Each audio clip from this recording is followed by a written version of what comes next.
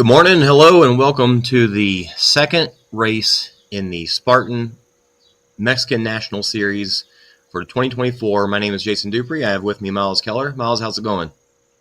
Hey, good morning. I'm psyched. I'm ready to go. I want to see how this race turns out. We don't get a chance to watch a lot of some of the other international races and the races from other countries. So it'll be really cool to see how these athletes do. What are any differences from what we're kind of used to in America and Canada and maybe some of the other world races? So I'm excited to be here with you. Thank you for letting me join. Yeah, man, as you can see behind me, I'm on site in Valle de Bravo, and this beautiful piece of property I'm on. There's dogs running around all over the place and cats and stuff. It's awesome. Very beautiful. Very different than where we were last time in Puebla. Very dry out there, very not dry here. Very green. Lots of more kind of junglish, but definitely feels more like home back in Louisiana. Yeah, I can see that. Well, what's so interesting, so correct me if I'm wrong, the way I understand it, in Puebla, that's south of Mexico City. So it looks like it's a little more drier, right? Absolutely, kind Mm-hmm. of going along with what you're saying.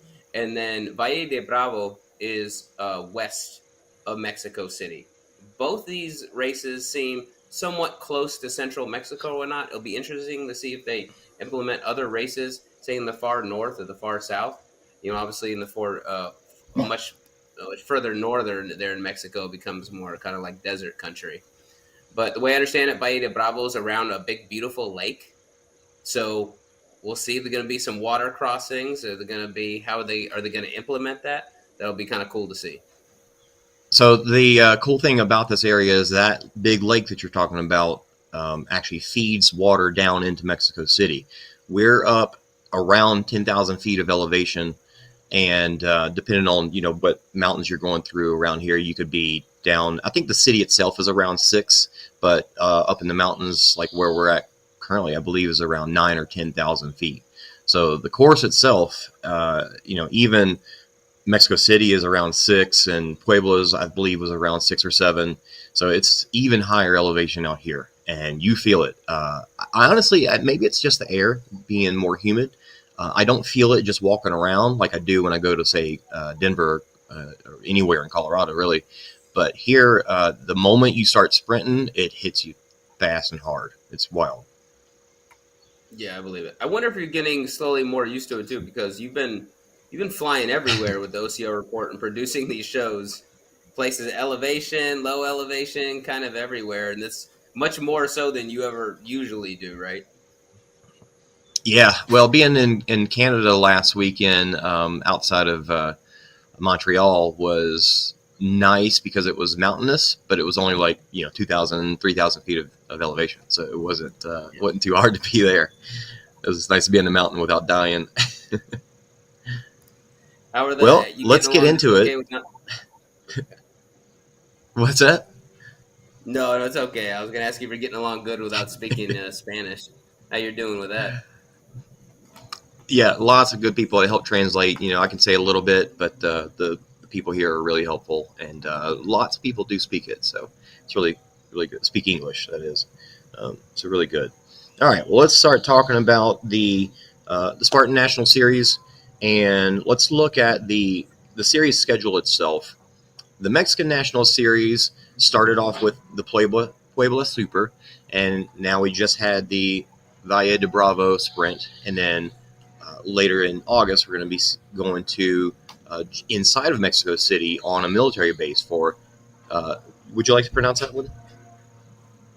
Yeah, heroic, heroico Colegio Militar Beast. So it's the heroic collegiate military beast. Colegio is college, just the way it says. Militar is military, and then heroico is like heroic. So the heroic collegiate military. It must be it's a college, a military college, kind of like we have in Maryland here in America. But it's a beast. Yeah, That'd be pretty cool. and Heroico. that's gonna, along with the rest of the North American series, the U.S. and the Canadian series, it's all going to culminate in the Pan American Championships in Seattle come September.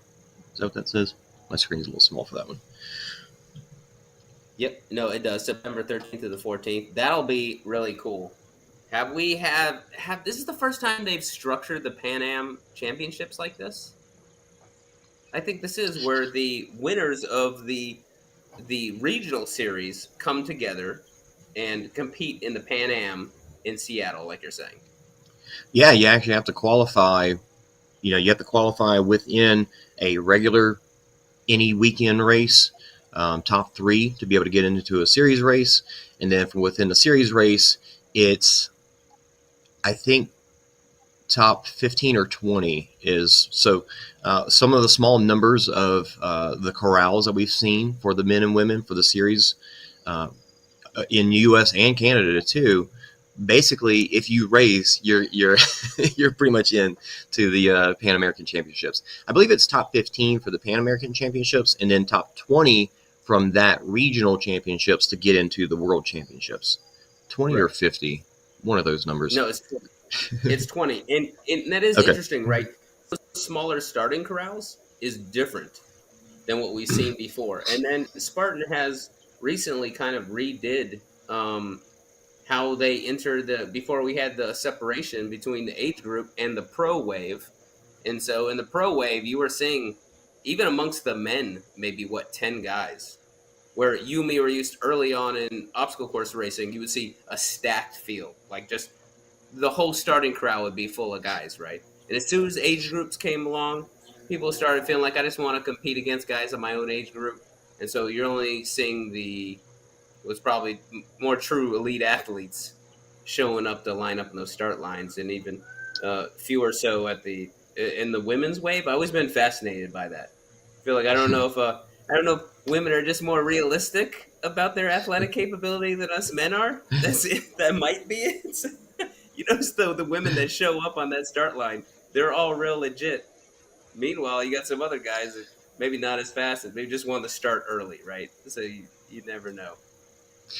Well, what's wild is that the regular every week, any weekend race, you have combined age group and pro all together into a competitive wave, and they send everybody out based off of 5K times, so just like a pace timing. And then in these series championships, they actually are breaking it out to where there is a pro championship for the people that earn that right to be in the pro wave, and then they're still doing an age group championship. The age group championships doesn't actually have a qualification, so anybody can sign up for that. So you might, how we saw in the past, you might still see some people that choose, I don't think I belong in the pro wave, so I might go to the age group. So those age group waves are still pretty big, whereas the pro wave has gotten, more condensed. Yeah, and a lot of those age group athletes are legit. I know recently we've seen some high rocks races where the age group, one specific age group, was faster than the pro wave. So it just kind of depends. And what's also interesting is that the way I understand how Spartan kind of operates in different countries, it's almost like a franchise. And what's really cool about seeing different Spartan races in different countries is that sometimes they'll have different obstacles.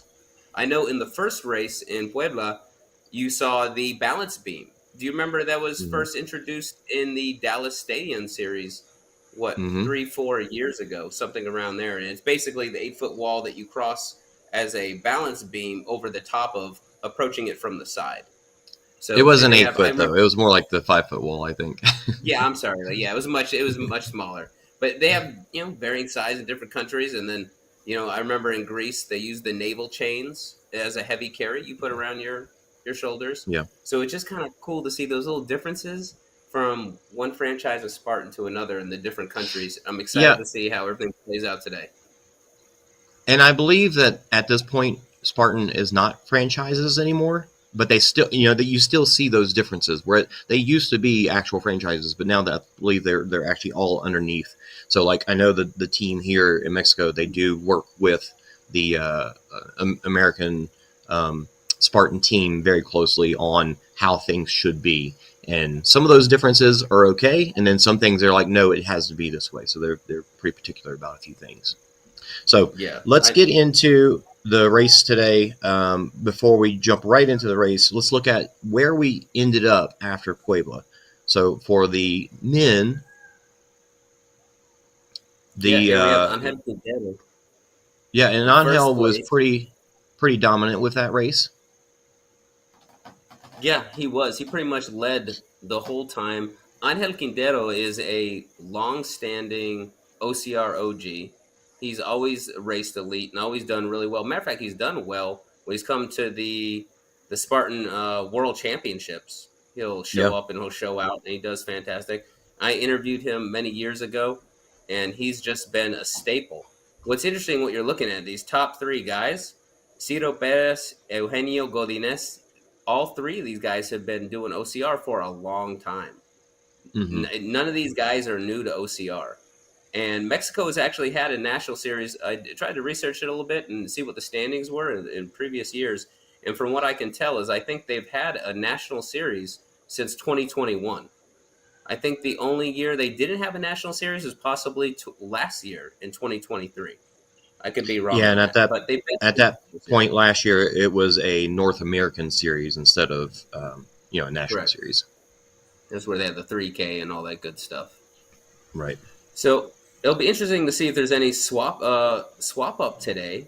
So we mentioned the first three gentlemen, but let's see if there's any of the other gentlemen pull up from the rear and manage to take the podium spot. As you can see, Yeah, you get and 23 points in first place, and it goes down by 2 points subsequently down. I'm sorry. Go ahead, Jason. Sorry. From my recollection, we do see on this start line Leonardo and Alfredo. Well, there's a couple of different Leonardos in there, but a couple of those guys. I don't believe Eugenio is in this race. Okay. Let's take a I look mean, at and the you got to women. imagine too. Look, none of these guys are getting paid the race. None of these guys are full time athletes. So everyone has families, has jobs. It's maybe there's something and logistically that came up to where they can't show up at the start line, and hey, you got a sick family member, a sick child. But that's going to take precedence. That's ultimately And we did more talk about important. the location of this race. Puebla being a couple hours east of Mexico City. This one being a couple hours west. So there's some travel involved for sure. Yeah. On the women's side, And go on the ahead women's if you side, want to do some pronunciations I here. love first place. I love first place's name. I wish I had a name that cool. I think most people wish they had a name that cool. Dulce Flores. She's sweet flowers. Like, what an awesome name. I mean, let's give applause to her parents for coming up with a name. That's absolutely beautiful. Dulce Flores. Yep. And then of course we have Eloisa Godinez Romero and Isabel Bolivar, followed by the other priest. Now here's an interesting fact. Normally in OCR we talk about power couples, right? Husband and Mhm. wives. We talk about Ryan Atkins and Lindsay, right? We love to see this too. But Eloisa and Eugenio Godinez are brother and sister. Very cool. Isn't that cool? Yeah, so it's Yeah. kind of like an OCR power family. So we'll see. And then these other lovely ladies, some of us might not be as familiar with them, but now we're kind of getting familiar with them after watching the first race. Yeah, and on this start line again, I believe we're going to see Barbara and Laura Mirabel. Yep, Not Laura. sure about the rest of them, but I believe those two are there for sure. Okay, Yep, that'd be really cool to see. it is time to start watching some racing. Yeah, let's do it. I can't wait to see how this plays out. So you and me were talking earlier.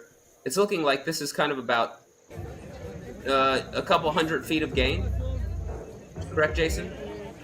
A little more. It is a flatter course. Puebla had a pretty big. It was like on a kind of a big mountainside, and this one, while it's in the mountains, it's very interesting that the city itself was hillier than the course. Now the course is hilly, but it is only a few hundred feet as opposed to a few thousand. But again, this is a sprint too.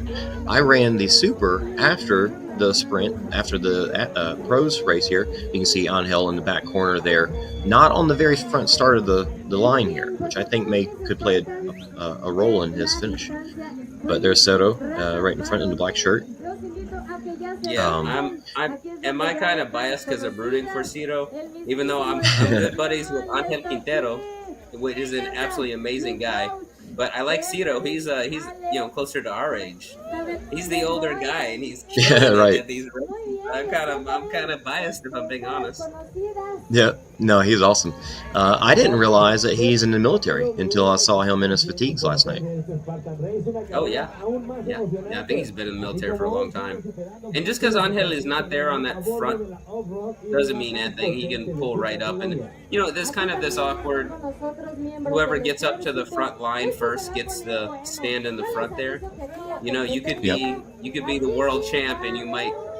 You feel kind of weird pushing yourself to the front. You belong there. You deserve to be there, but you don't want to be, kind of push your way to the front. No one wants to do that, and especially in the Latin American culture, man. Like they're very humble, So I think that's a nice display of that by Angel Quintero. And there's Eduardo Moreno. He is one of the commentators on the Spanish feed right now. Okay.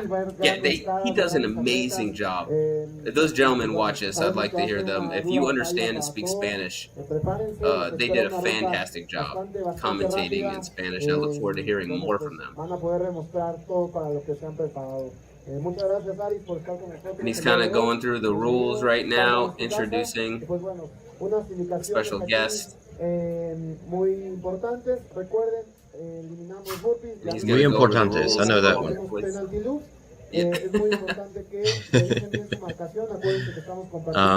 The gentleman in the orange jacket right behind him is Octavio. This is his property that I'm on right now. Oh, okay, nice. So that's a pretty stacked. That's a big corral. Yeah, so we talked about that, but that's not all. Like if you look at the pro finish, that's not all those guys. I'm not. I still had a hard time figuring out how did they do this? Is it pros and some age groups mixed together? Because they did a lot of waves behind this too. So I think they may have just mixed it by pace. So you have the pros here and some of the age group waves mixed in, I believe. Yeah, matter of fact, you can see in Ciro he has wearing a shirt right now that says Ejército, and that's army. It's military in Spanish. So he's out there representing the military.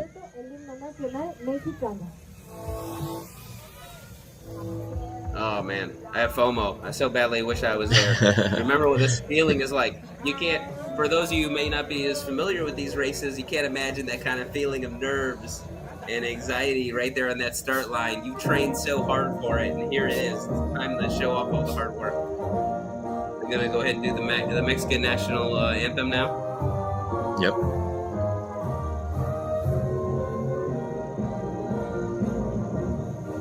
It didn't sound like there were any words to this.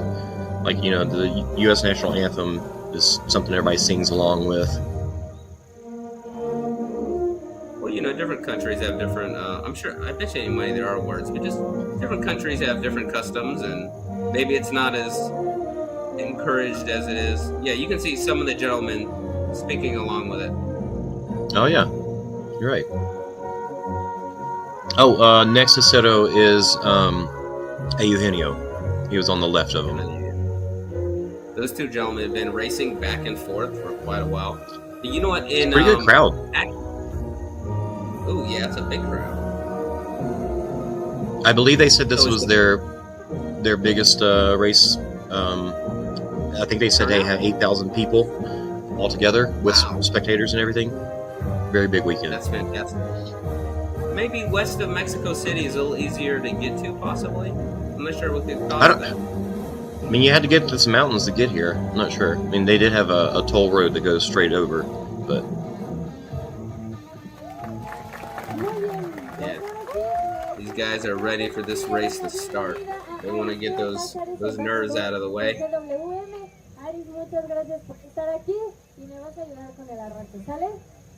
These boys are fast. So I'll go ahead and say this. I'm the one behind the camera right here trying to chase these guys out, and it about kills me. It's more the elevation. Yeah. Jason, can we give props to the guy on the far left with the button-up polo and an Right. OCR? I've been doing this for 10 years, and I've never seen that. So props to him for doing something new.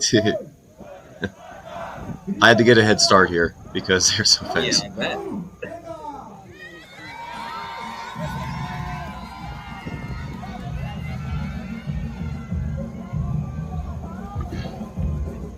The men with the polo out in front. Yeah. You say the commanding lead. Maybe I need to start wearing polos. I mean, maybe this whole idea of not wearing a shirt has been kind of overstated, right? So this is about all I could muster. They start to pass me, and the elevation hits me really hard. Well, and once again, guys, this is a sprint, right? So it's a short distance. You should be going all out the whole time. It should There's be Angel. fast. So you can see how far back Angel was off the gate, out the line, off the line. Yeah, we saw Eugenio too, and at this point, when you've been racing this long, you know your body well enough to know where to keep the RPMs, so that way you don't go in the red, right? You got to be pushed, you got to be fast. You don't want to lose eyesight of the guys in front of you, and you want to be cognizant of the guys behind you as well, so you know where your body's at with that. And I failed at that. I seriously thought I might have to stop and fall over. It's just we'll watch live feed of the sky in heavy panting. First couple of obstacles that you're going to come to here is a little short 4-foot wall, and then the over-under through. It's going to be the first two, and then the hurdle is going to be right after. So you can see it's kind of flat here, but it goes up into those woods right after this. You can see and that's kind of heavy breathing. That kind of goes along with most races, right? This is normally the first few obstacles you'll normally see is a wall, a hurdle. They usually start off with this, and they don't have to, and it's not always, but the vast majority of the time, about every race I've ever been to, the first few obstacles are going to be a low wall, hurdles, so on and so forth, and in and out. Yeah, we're going to get eyes on the front here in just a moment. What I do think interesting is that they get the bucket carry is the 6th obstacle, so it's going to be earlier on. They tend to put that closer towards the middle. We'll see how that plays and how that wears those guys out, because everyone's going to be fresh. It could really take it out of you. Here you can see Ciro and Eugenio right up in the front. They've made their way through. Yep, these guys know how to watch each other's pace. My dogs are making a bunch of noise in the background here. I am going to put them out. All right. A couple of hurls. Making easy work of that. And then they head up into the woods. There is mostly, especially on the sprint course, it's mostly roads. Small little gravel roads like this. But on the sprint course, there wasn't, not really any single track except for like one spot towards the end. What I like about this course so far too is it's not a lot of single track. You'll notice in Puebla, it was a lot of single track. It'd be very hard in a lot of those spots in that first race in the series to pass people. Yeah. And here, there's plenty of space. And these guys are absolutely flying. They look like they're running that's got to be about a 5:40 pace. And it's a slight downhill too. So yeah, they're going extra fast. See, that's the thing on these live casts when we commentate over this, people at home can't quite tell the incline and decline. It could be a lot of incline. It could be a really, really hard climb, and it looks like these guys. Why are these guys walking? It's like, yeah, because it's a 15% grade up the side of a Yeah. ski hill. You can't run. And look at all the of gap that those guys are making already. These guys are so fast; they're outrunning our rabbits, and our rabbits are normally legit athletes in their own right. Yeah, So I don't know if you could see very the fast. shirt that he was wearing, but they actually, Spartan Mexico, got us some rabbit shirts that were really nice feeling. And they say Spartan TV and the OCR report on them. It's very cool. Oh, cool. Okay. There's There's Angel with the Angel. big tattoo on his back. Now you would think Angel would be a little closer to the front. I mean, he's not far back or whatnot, but also he's been doing this for a long time. He's spatially aware, and he has a strategy. He knows what he's doing. I'm sure he's going to be fine. Mm-hmm. And also getting out like there. Some of the guys say they're really good at the longer distances and the shorter distance. Hey man, getting out all out right off the bat like that really takes it out of them. Oh shoot! Yeah, I the think terrain the looks mostly, and we say Spanish roads, guys right? have Like it. this isn't paved. Here we go, coming up to inverted wall. All the guys still flying. And while we say roads, it's still somewhat undulating there, right? Like that terrain it looks flat right there, but a lot of these other spots seem to be dips and divots and rocks. Something happened. Something happened in the oh, shoot. Ooh. The Spanish cast is not seeing the race. God dang it. Well, I can keep going with this if you want to help them. No problem. Yep. So you can see here's the rest of the pack. Yep, so we're coming up. So inverted wall is the 5th obstacle out of 31. And you can kind of see where the field is starting to break up now. So this is where the field starts to break up. And you're going to kind of get a good idea who's in the top 10 places. All these guys are flying. You will also be excited today to watch the ladies go off. Sometimes the women's elite wave is more interesting than the men. Sometimes the men, it's something really cool about our sport.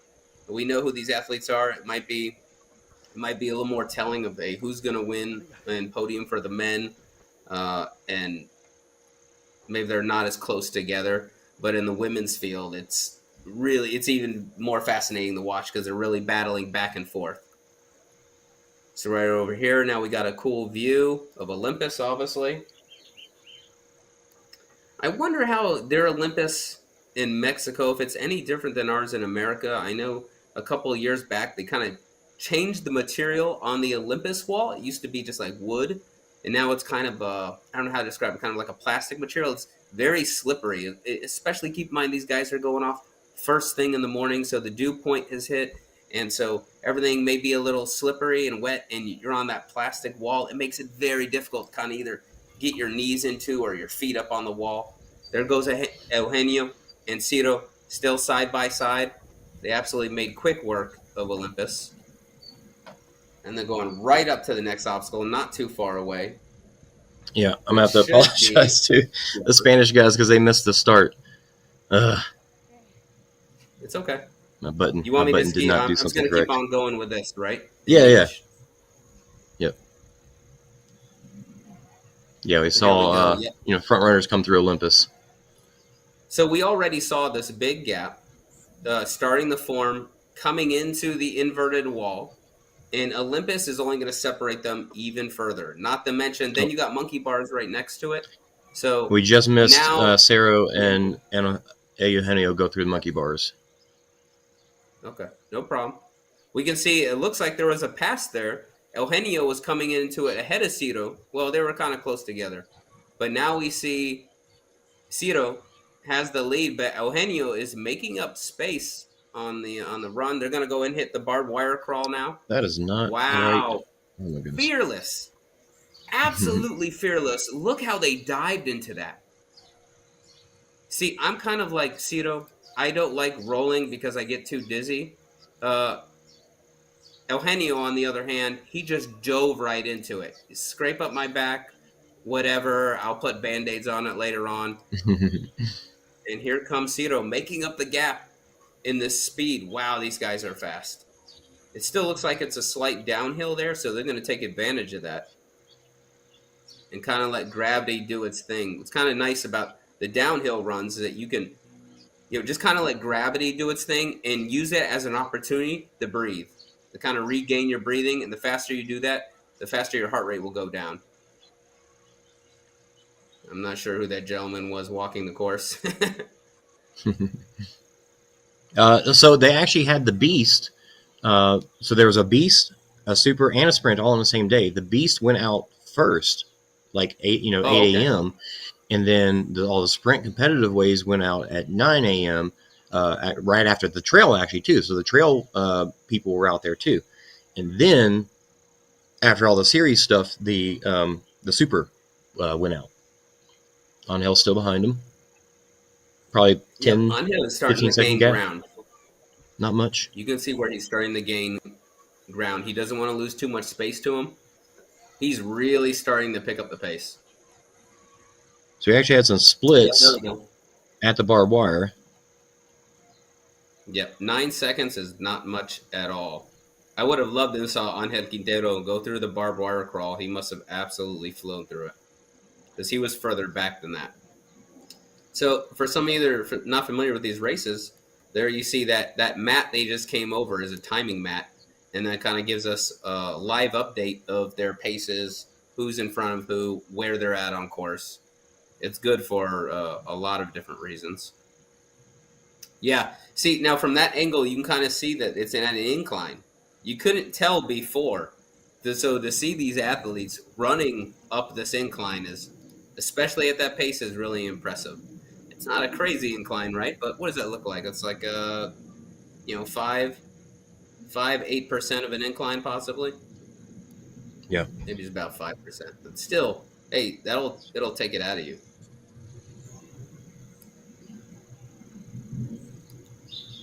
There you go. That gentleman's making up gain. I like how some of these guys still have the armband around their arm that we used to have when the elite fields first started there for Spartan Race. Yeah, that's their pro band.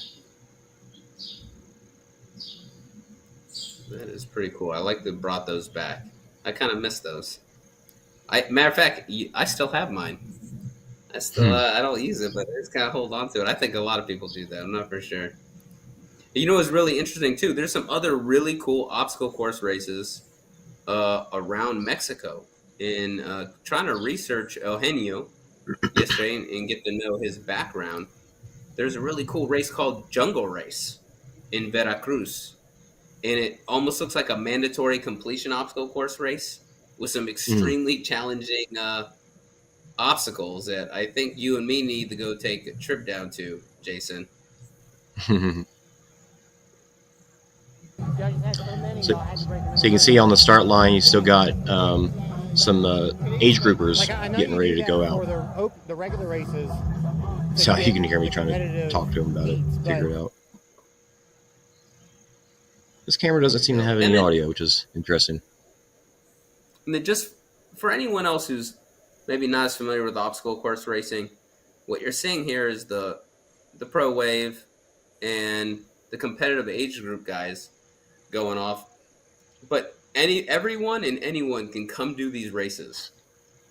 Spartan is all about getting off the couch, getting out of your comfort zone, getting in the fitness, putting one foot in front of the other, doing something hard every single time. Anyone come do this.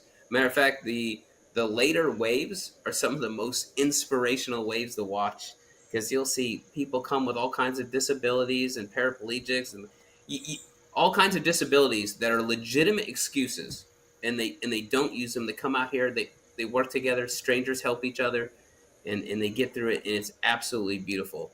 So if you're sitting here watching this and thinking, oh, I can never do that, you can do it. Come show up at a race. I promise you'll have a blast. Here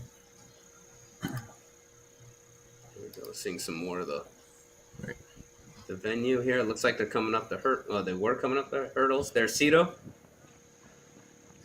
Pérez and Eugenio Godinez behind him. What's it? That's Sorry. got to be challenging. Instead of the usual UTV or ATV chasing the athletes, this gentleman's on a dirt bike. It's not even Yep. a dirt bike; almost like a regular motorcycle. It's got a little crotch rocket.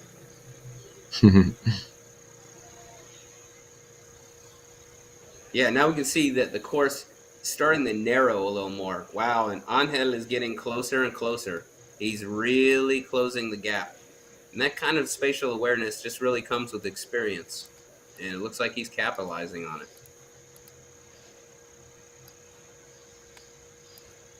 Angel Quintero saying, "You have your fun right off the bat. You go. I'll catch up to you.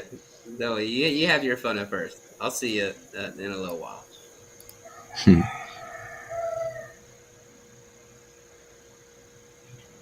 Yeah, would like to join. Thank everyone too for joining us on the stream here for the OCR report. Make sure you like and subscribe. Continue supporting us.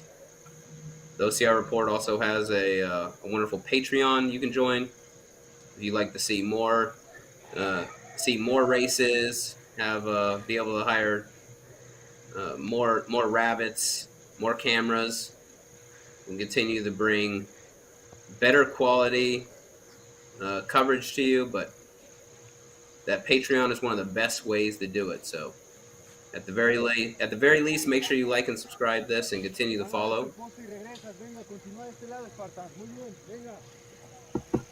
Here we go. We got the plate carry.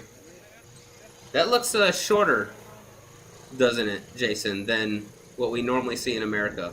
That plate drag. Yeah, it was a little bit, but it was definitely muddy and pretty tough. Very slick ropes too. So what we're gonna come up to next is gonna be the sandbag carry. So we didn't really get to see the bucket carry, but you can guarantee these guys are starting to get tired. But there's quite the commanding lead between the top three guys now and the rest of the pack. That's right. Now these guys are going to come down into the festival area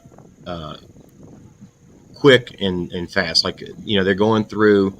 They just did the plate drag. They got the sandbag carry to go, and then they're going to be bombing down some hills into the festival area. So it won't be very long before we see them there. Like, it was hard to get over there in time because they just got through so quick. We were trying to get the women out first, and they just got around this course so fast. It was crazy. And that's to be expected, right? It's a sprint. It's a shorter course. For anyone who's wanting to try one of these races, this is a good way to get your feet wet. To start with a shorter one, a sprint. Normally, Spartan race will break them up between sprint distance, super distance, and beast distance. So you're looking 3 miles for a sprint. For a super, you're looking at 6 miles. And for a beast, you're looking at around 13, 12, 13, 14, depending on where you're at. The guys Angel and Eugenio just flying through. Like, we got some rabbits, but they're just having a hard time keeping up because these guys are just so fast. I mean, if our rabbits could outrun these guys, they'd probably be on the start line, right? That's a tall order to outrun these elite athletes. They're absolutely amazing. Eugenio, Ciro, Angel Quintero, all these guys have been racing for a long time. So they're legit athletes who probably have some sort of running background as it is. It's 4th and 5th.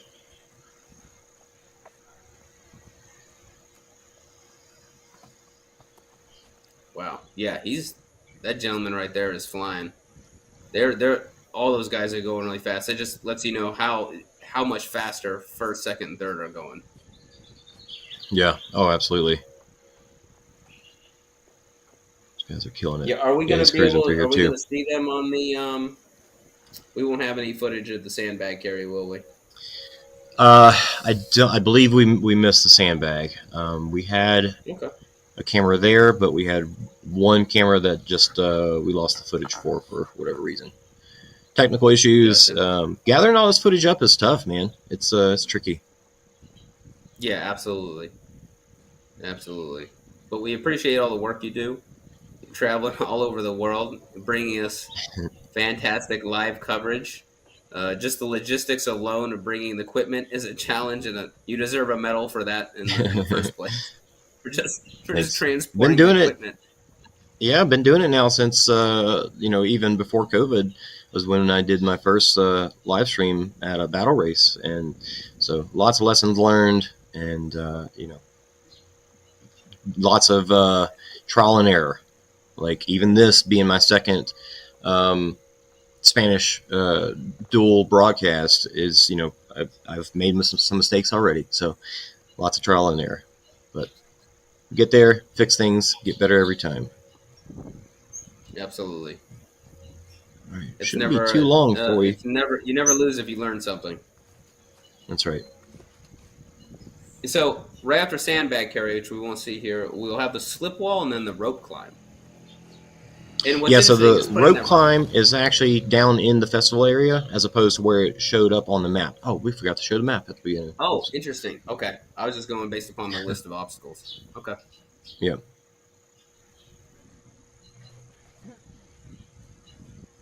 I like the look on that gentleman's face. That pretty sums There's up Ciro. how, Just made it through the rope climb. There you go. Nice. You're going to go ahead and do that. Let's carry. Wow, look at that crowd, how loud they are. That is a lot of support. You know that feeling when you come out of the woods at these races and you hear the music, you know you're close to the finish. It gets you so hyped. It gives you a little extra push you want. And then on top of that, you got Ciro here. You got tons of people rooting on everyone. Yeah. And that the roar of the crowd and you hear the music, you know you're almost done. I mean, you're just absolutely spent at this point, and you have a little more to go. It looks like Ciro made up some space there on Eugenio.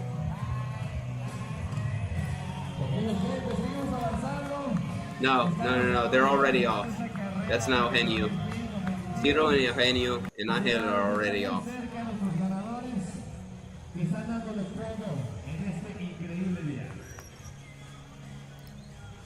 Here we go, Herculean hoist.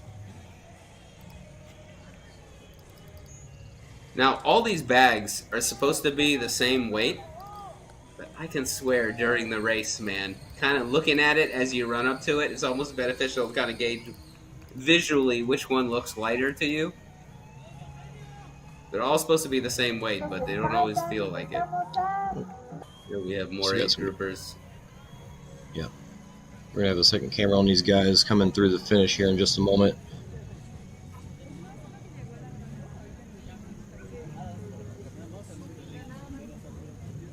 As soon as I get my tail over there. Did you get a chance to run this course, Jason? Yeah, I did the Super after. Super was gorgeous. It definitely had like twice as much elevation and lots of different terrain, lots of different like woods without brush. These really cool fields with these really pretty plants that were just all over the place. I will be putting out an obstacle video for that, so you can look forward to that coming. It's gonna be really good. Yeah, we do have. You're absolutely right. You can see how much greener and more lush it seems like than it did in Puebla. Oh yeah, absolutely. Once again, Puebla is very dry. This is Valle de Bravo in Mexico. This is west of Mexico City. Okay, so here you can see Eugenio just came through.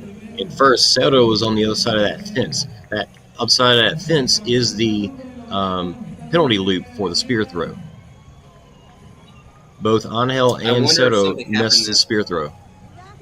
Oh, they did. Okay, both of them missed the spear throw. Wow, what a changeup! What a turn of lucky events there for Eugenio.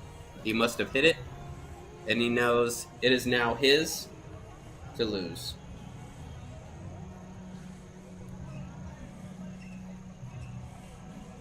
Now all Eugenio has left is the barbed wire. Or I should say more barbed wire. Did they have the...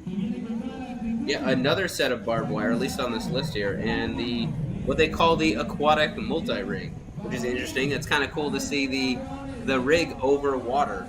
I think for some people that might add a little element of unsure, you know, kind of insecurity, a little extra fear added to it. Here we go. There's Ciro. He's using that technique that I like to do. I'll try and slide down one of those vertical straps. There's Angel Quintero. Oh, I accidentally skipped back a little bit, but here's Eugenio coming down. So we went back just a little bit. But we'll get a better shot of these guys coming through the finish here. So you see Eugenio not attacking the barbed wire crawl like he did the first time. He is obviously gassed. Yeah, plenty of time, though. He's nice and out in front. You see Ciro coming over the top of the A-frame right there. Takes a look back, sees that he's far away. Taking a minute to kind of dry off his hands. A little wet. And at this point in the day, it was pretty dry. It rained later in the day, but at this point is nice and dry. He knows how he keeps all his arms close to his body and locked off at a 90 while he does that. Mm-hmm. Very well in control on these rings. He hits it. Boom. He's good to go. Now Eugenio has is the slide under the take and the fire jump. This is it. Kind of cool. Now this is something we haven't seen in America. It looks like Jeep is sponsoring. It's a Chinese company, I believe, called GWM. Okay. And there we go, ladies and gentlemen. There's your winner for the second Mexican National Series, Eugenio Godinez. Eugenio cinched it with a spear throw, the nailing of the spear throw. Now we've got a tight race here. Wow, side by side. Wow, this is going to be cool. Let's see, Angel has got to fly. Ciro knows where Angel is and knows he can't. Angel is going all out. Wow, look at that. Oh yeah, they're pushing as hard as they can. And Ciro got it. There we go. Second place, Ciro Pérez. In third place, Angel Quintero. All three gentlemen placing in the first race in the Mexican National Series. We'll see how that's gonna later on. See how that's gonna play out in the points. Wow, another tight race for fourth and fifth. Look at that. Oh, I almost wish I could have watched those guys too. That was close. They were not far away from fourth. I thought there was a larger gap between third and fourth place. That's not that much of a gap, honestly. That's right. Yeah, they did make up some time. Maybe they hit the spear throw. Good job, dude. That's Eugenio we're looking at right there.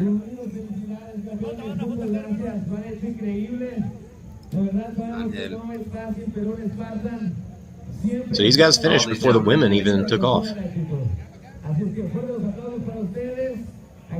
Yeah, I'm looking forward to watching the ladies go. Yep, you gotta take. One of the coolest things about OCR is we're all friends. You might compete on that race line. You're not allowed to help each other in the competitive waves, right? But end of the day, we all hug each other and very supportive of each other, and it's just a fantastic family of people throughout the whole world. Everyone's very supportive of each other. I don't know if the women if they're trying to hold them or not. We can hear Jason there. Do you think you can hold Here, we'll take a look at some of the Get some interviews. backpacks and back of the pack on the rigs while we wait for the women to start.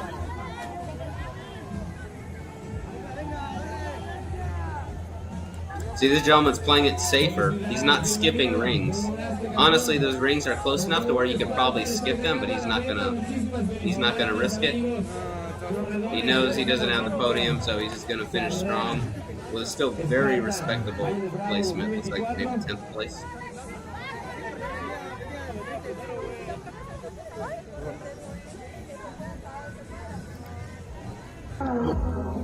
There goes the women. All right, the ladies are off. Wow. Timer's gonna be a little slow, a couple seconds. Okay, man, these ladies are flying too. That's a lot of ladies in that starting crowd. That's more than I think I'm used to seeing. I think some of the ladies that we're gonna want to watch, look out for, of course, is who won the first race in this Mexican National Series with maybe the greatest name ever, Dulce Flores. It'd be interesting to see. And then, of course, in that first race, not only not just Dulce, but Eugenio's sister, Eloisa. Eloisa, Godinez Romero, and Isabel Bolivar. That's their top three for the first race. We'll see if some of the other ladies that were at the first race, Abigail Hernandez and Barbara Reyes, are there. There you can kind of tell from that angle, there's a little bit of a decline right there. Yeah, right after this, it gets into some kind of ruddy stuff for a moment. Is that you? Is that you chasing them with the camera, Jason? That is me panting very hard, yes. Well, after chasing the men and then immediately going into another race of chasing more elite athletes, yeah, that's understandable, man. And then you went and did the super after, which hey, at that point, I'm about to get a reprieve here. Okay, there we go.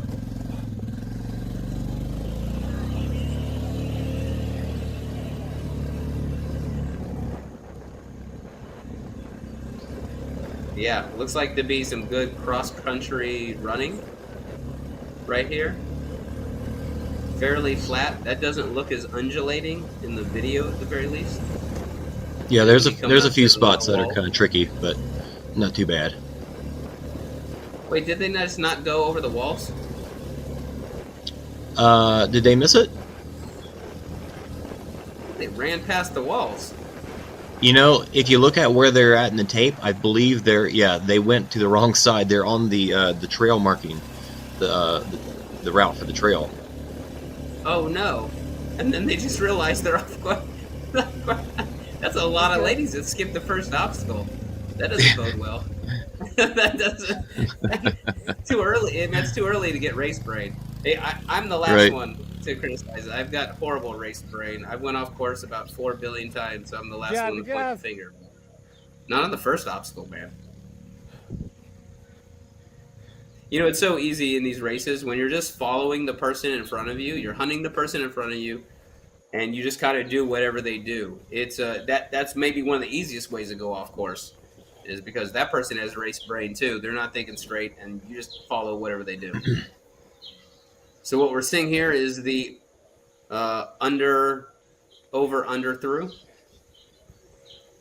So this is kind of a staple in obstacle course racing. You'll have a series of walls where it's just like we were seeing here on the screen. Go over a wall, underneath the wall, and then through the middle of it. And going through it, I think everyone hits their head at some point, right, Jason? Have right. you ever done that? Oh, yeah, for sure. Now, something was off with my timing on the videos here, so we are going to be jumping back in a moment once we get the second camera on the front women. So it'll be just a moment. We're going to be going back to when they pass through the over-under through.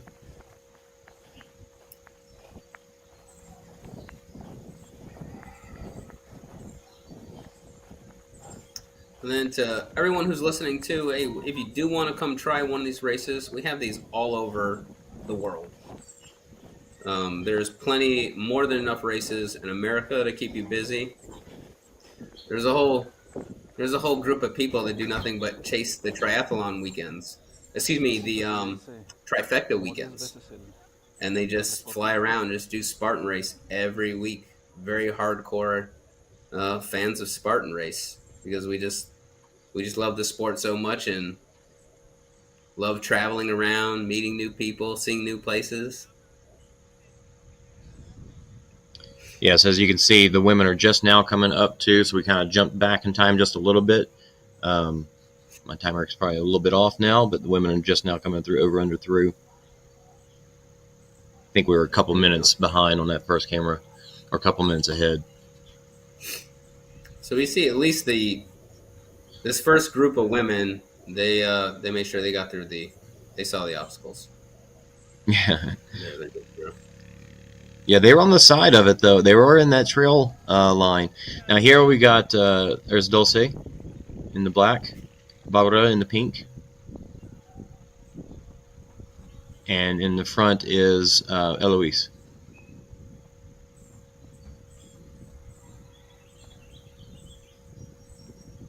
And then I think that third place lady right there might be Laura Miribel. No, that was Barbara in pink. That was Barbara? Barbara. Okay. Yeah. We actually interview her later.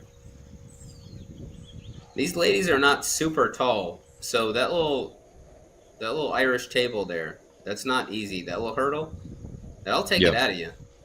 But they flew right through it. They handled it no problem. Look at that. She's got great running form. She looks at ease. Yeah. A little uphill into the woods here. Cool outfit. I like it when they wear different colored outfits so we can help tell the difference between people. Instead of here in America, it's normally 40 billion white guys with their shirts off and black shorts.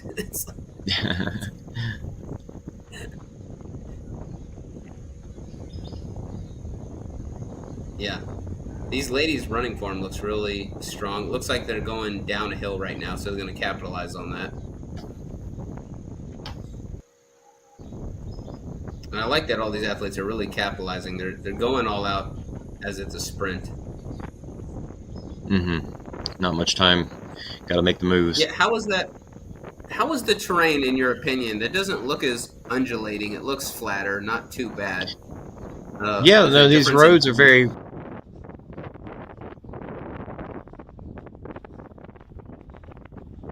The roads are very what? I'm sorry? Oh, I think we lost you. I think I lost you, Jason. So Jason will come back on. I'm assuming we're still recording. But then you can see Barbara starting to make up some gain there. Wow, she is gaining on first place on Dulce.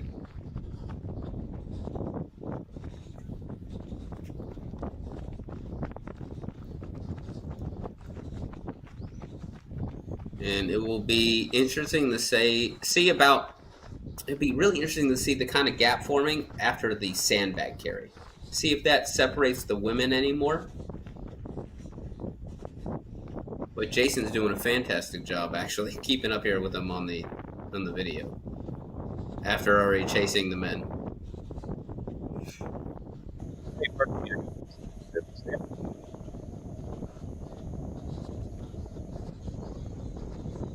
Wow, what a beautiful view. Look at those hills in the background. Yeah, it's a very beautiful venue. We lost you there for a minute, Jason. If you were talking before that, I didn't hear you, by the way. Nope, yep, I got disconnected. Okay. I'm not sure if it got me, but I kept on going.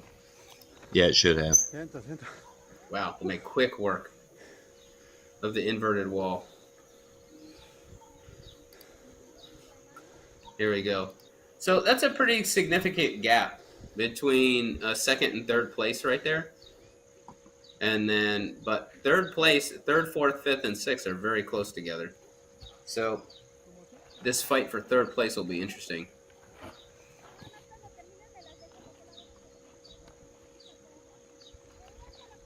Here we go. We see some other athletes. Maybe there's some. Yeah, all the black headbands.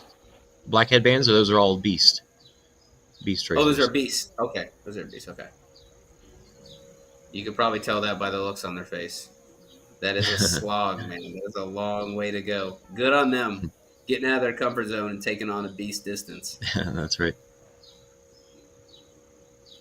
I like that in recent years, Spartan Race had changed the rules on this bucket carry. You see that one gentleman carrying it. You see a lot of people carrying it between their shoulder blades. or on their shoulder. You know, when Spartan Race first came out, is you were only allowed to carry it in front of you. Like that guy's Like doing right in now. front of your chest, you couldn't carry it. Yeah, correct. So it's really And kind it of cool didn't to see have a that lid on it. everybody- Yeah, you had to put the rocks in the bucket yourself, in a big old pile of rocks, and you had to go do that yourself. Put them in there, put the lid on it, and roll. Yep. And so it was And if you made it spilled that them, much you had more- to go back, right, and do it again. Yeah, If you spilled too many. absolutely.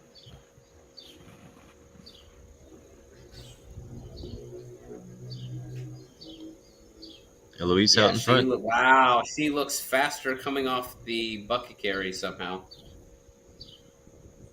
Way to go, Dulce. Look at that, looking strong. And so sometimes the women going later on the day, they have a bit of a challenge because, you know, there's some other waves obviously already on the course, and they're going to have to go around them. So call it an additional obstacle, or if you're certain women, it might be incentive, kind of incentivization or incentive. Incentivization is not a word, I don't think. It's an incentive to just pick people off one at a time. At the ladies, they'll just, hey man, I'm gonna pick off that guy. I'm gonna pick off the next guy. I'm gonna pick on the guy and just keep picking them off. Humbling experience if you're a guy. It was good. I've been passed by many ladies. Ooh. Almost a slip there. And this is this Olympus Nice. with that slick material on that wall. Yeah, that's what we were mentioning earlier. You can't tell now. You can't quite tell in the video, but is that wall, because it's early in the morning, the dew point is hit? You said earlier the rig was pretty dry. I'm guessing those walls were dry as well. Yeah, definitely fairly dry. It is still that slick material, but yeah, it's pretty dry at this point in the day. Okay. And what she's passing right there is the penalty loop for the monkey bars. So something else that's newer to Spartan Race in the past couple of years is that they've done away with burpees, and now the penalty is a penalty loop. It used to be 30 burpees, which, let me assure you, trying to run after 30 burpees sucks. But now, if any of these, see, that one, oh wow, she fell off. Is that, Oh man, that's not Dulce. Who is that? that's Eloise. That's Eloisa. And she's attacking the penalty loop. She knows she has to make up time here. Oh, come on, Rabbit. That's off. not some person to follow. Go back to the monkey bars. And then what I've noticed is, and I really kind of noticed this in Greece when I did the Spartan race in Sparta. Different countries have different. They space the bars out on these monkey bars differently from one country to another. Like the bars in Greece were much further apart. If you're, say, a shorter female athlete, man, some of those, the only way you could reach those is Lachey. Like they're very far apart. So I can't quite tell how far apart these bars are. Did we miss Dulce go through the monkey bars? Or did she go through the... Okay, she must have gotten out in front. That young lady right there, look, she just absolutely flew through the monkey bars.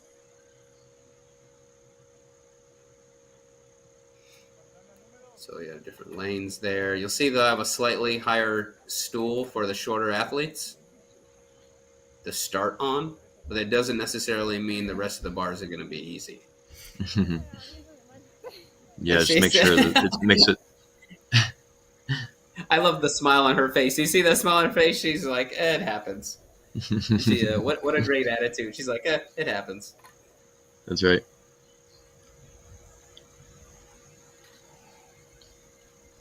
So once again, we're in Valle de Bravo, Mexico. This is the Mexican National Series. What a beautiful country. A beautiful little countryside here. There's the ladies coming off the bucket carry. You'll notice that the ladies carry the what used to be red buckets. Those look like beaten down by the sun to the point where they look kind of pinkish now. Maybe yellow.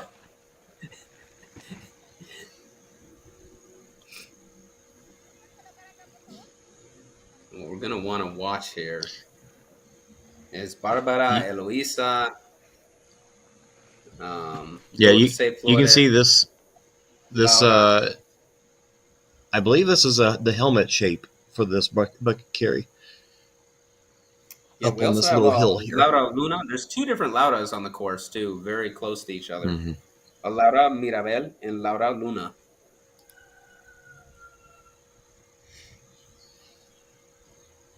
We'll see how things Right, get so now mixed we're up. waiting for the women to come through this wooded section here. We'll Yeah, and jump you can back see the whenever we look get on these them. guys' face. Boy, they are gassed. Yeah, look at that. I know that feeling. I know that feeling, boy. You're just so tired that gel was stopping right in the middle of it. You got to keep pushing because you don't want to block the lane. You've got to push through that. And you know what? I think they did an awesome job right here. The way they spaced the barbed wire apart. Like you can lift up your head in many different spots.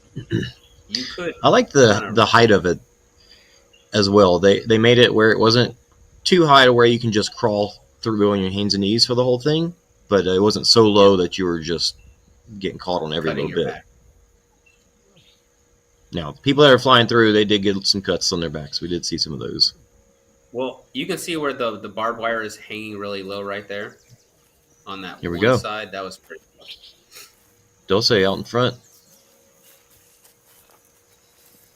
Look, with a healthy arm swing as she comes up this hill, that is always really helpful to have a strong arm swing to help drive your knees up on those climbs. Yeah. So you can see here starting to power hike a little bit here now. These guys they're all power hiking themselves. Oh, I say power hiking. They look like a little death walk there, but she's still running up. Well, these gentlemen are out of podium contention. She's still in podium contention. She has no choice but to push, push, push. I know we saw some power hiking and some walking in the first race, which is also kind of surprising for a national series. Any of the elite athletes, like if you're in podium contention, the level of competition at this point is one at which you just can't really stop for water. You better have a fueling strategy ready, and plus you don't really need to stop for water at a sprint. You can run 3 miles without water, you'll be fine. If you're competing at the elite level, you should be there already. You shouldn't have to stop for water. Right. At this point in obstacle course racing, in any race, if it's a sprint distance and someone stops for water, you're going to lose spots. That's a huge no-no. Yeah, and when it's super hot out, it's always going to be tempting. But, the temperatures here actually were upper 60s. Oh, wow. So, Okay. kind of cool. Yeah, kind of wild. I mean, in Texas, we got 100-degree temperatures right now, and here, just I guess because of the elevation, it's just so much cooler. Yeah, I think the way I understand it, the race starts at about 2,400 feet of elevation, and then it goes to say 3,000, somewhere around there. Does that sound far off, Jason? This course? Yes. Well, the starting elevation was like 9,000 or 10,000 feet. Oh, I'm sorry. Okay. We're up above. We're way up there. Okay. And then there's only a couple hundred feet of gain throughout the course, Right. Correct? Yes, it's not much. I mean, you There saw you those go. little hills that they're going on. That's kind of these little hills that we've been seeing them hike up and run up. That's about the steepest you get until the last downhill into the festival area. There's a pretty good drop. So it's all this little slight inclines all the way up, and then you get this big drop at the end. So now you see kind of the terrain starting to level out. She was running downhill for a while. Our rabbit Feel here like doing a the great job guys- keeping up with the front woman. Yeah. I feel like the guys are doing a pretty good job of getting out of her way, too. Usually, you're doing the races, you hear the elite female coming through. You want to try and warn the guys ahead of you that she's coming through, because you don't want, she doesn't want to expend that energy, having to say, passing on your right, passing on your left. She needs to conserve all that amount of energy so she can apply it to controlling her breathing and her heart rate. Well, I wasn't entirely sure how to do that in Spanish, so I was just shouting, but they were probably like, I don't know what's happening right now, because I was shouting, "Woman coming through, female, female." Yeah. Just say cuídate. I think I just started shouting, "Hola, hola, hola." We're so American. Use all the American words that we normally first learn in Spanish. You're just yelling library in Spanish. Biblioteca! Biblioteca! Well, they'd probably get their attention, right? They'd be like, "What is happening?" Yeah, I mean, I guess they turn around. Like, wait, someone popped up a library Right. out of nowhere. I gotta teach you some Spanish, man. I know, some, but it's in the moment I have to think about it, and it's hard. I don't know it fluently enough to be able to do it on the spot. Yeah, you gotta say cuídate, cuídate, en el lado, in the side, en el lado. When I was running through the course, they were yelling at me when I was especially when I was bombing a hill. They were yelling "venga, venga," and I didn't realize that basically kind of means the same thing as vamos. No. Venga is coming. Venga is coming. Oh, okay. So kind of the opposite of vamos. And then we have here, vamos. Well, you can say vamos like let's go. Vamos. Yeah. Let's go. Do they say Or vamos here, like Americans have started saying let's go, like that whole thing? Do they do vamos? I one of the reasons I enjoyed watching this stream from the first race in Spanish is because I think Spanish commentators are maybe the best in the world. When you watch soccer, the kind of energy you have, if it's a Spanish commentator, the kind of energy you have to bring, the bar is high. That's right? Like they could be commentating me cleaning the kitchen, and I would be super excited about it. And so the same plate drag at the place same time. is primer lugar. So here we have primer, segundo, y tercera lugar. Pulling these stupid plates backwards like that puts such a strain on your hamstrings. I'm trying to do it quickly and fast. It's These tough. ladies are now closer together, man. Look at that. Yeah, like picking your lane, right, is a huge deal to the plate drag. You kind of, as you run up to it, you have to make a quick decision because some have divots, right? It might be a pothole. The Ultra especially Beast with the guys people that have come through in front of them. Yeah. Notice I didn't stop for water there.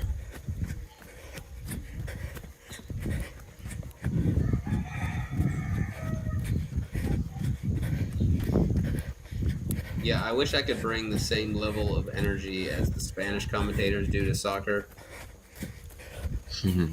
I absolutely love it. It's exciting. There you go. We're having a hard time keeping up with Dulce now. She has a consistent pace. She's been racing for a long time, too. She knows her body well. She's got a long running background. Plus, she's got that confidence from having your name as Dulce Flores, like sweet flowers. That just gives you extra, it's almost like cheating. You get extra encouragement. You get that confidence. I'm just Miles. You know what I mean? What do I do with that? Well, I always thought Miles was a great race name. Yeah. Okay, I take that back. I guess you got the miles. In Spanish, some Spanish-speaking friends will call me kilómetro. It's a kilometer, Kilómetros. Boda's still behind, though. Yeah. There's a little bit of a gap there. So we never really saw a lot of single track like we did in that first race. Now that we've seen the entirety of this course for the sprint, am I correct in assuming that it was a lot of wide open space? Mostly these little roads like this, and then like one small section of single track towards the end before you get into the festival area. Our rabbit is absolutely killing it in this race. Yeah, I'm curious if Barbado's going to pass him. Yeah, he is. Okay, as soon as I say that, he's wearing out. It's a little We're little losing hill sight. here. Let's see if we've got the women coming up on the next So you rabbit see yet. those little pieces of tape there on the side of the trail, everyone. That helps. That's just marking the trail for the athletes so they can make sure they're staying on course.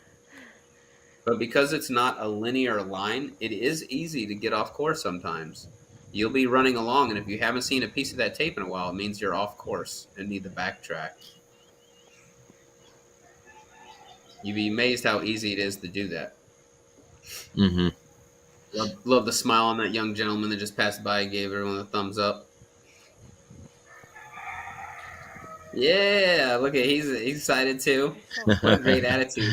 Everyone, this must be such a wonderful day. Everyone's got such great smiles and seem to be Oh, really here's enjoying themselves. Barbara here. So I think this rabbit may have gotten behind the other one. Oh, okay. Yeah, there we go.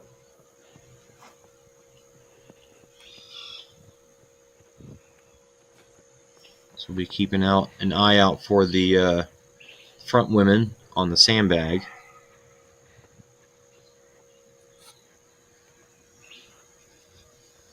And Barbara's gone.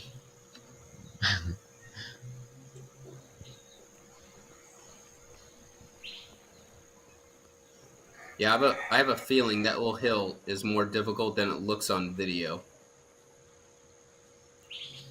Here comes one of the other ladies. Wow, she's Fourth picking up place, maybe? speed. She's absolutely flying. Yeah. Was that Laura? Maybe that was Laura. It could be.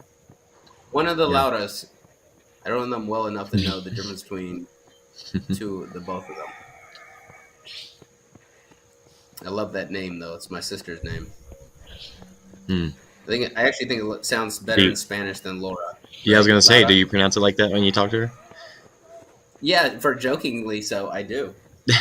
Laura. And she'll pronounce my name back in Spanish and say Miles. But she doesn't speak Spanish. It's fun. She's Italian. Oh.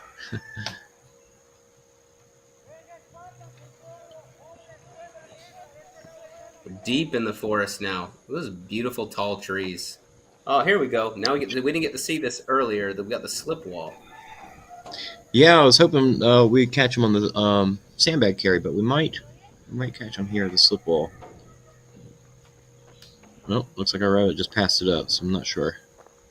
And what Spartan Race usually likes to do, which is diabolical, is they'll do a dunk wall before the slip wall, so your hands and everything is wet. But this is not the case today. This is, I guess, because it's a sprint course, they gave everyone a bit of a break. Now, that's a good example right here, what we're seeing on screen, what you and me were talking about earlier, whereas as previous waves come through, those little lanes where you're dragging the plate greatly changes. Look at those divots in those little tiny hills. You really want the smoothest lane as possible so you can get back into running as fast as possible. Here we see the sandbag carry. Yeah, I'm not sure if the women will have. I think the sandbag carry is short enough that they probably have gone through at this point. Now, keep in mind the sandbag carry is supposed to be before the slip wall. Yes. So, just to give everyone our rabbit went past the slip wall, right? But I think the women have probably already gone through. Like it's not very long. Pass it by briefly in front of the screen. Well, she would have done the sandbag carry though. Yeah, and of course the men and women have different weights for those sandbags. You prefer the sandbells more than say a regular sandbag, Jason? Notice how Spartan. There's Barbara. All gone. Yeah, I do like the you like the gentleman right there with his hands with it like in the middle of his back. You can really put it on the middle of your back really well and kind of it's so flexible. Wow, she gets right back into the running. Wow, she looks good. Off camera, And we had some guy just sprinting all out. I don't know what he was doing. He was going for it. All right, so well, you want to now this capitalize so is much. this is not the first sorry. place woman. She has a red headband, but I don't know where she came from. Like, she couldn't have been, like, unless she skipped the course somehow. I'm not sure. She was definitely going slow enough that I was kind of confused. I was like, I don't think she's in first because it's not Dulce, but they're going to be coming through here in just a moment.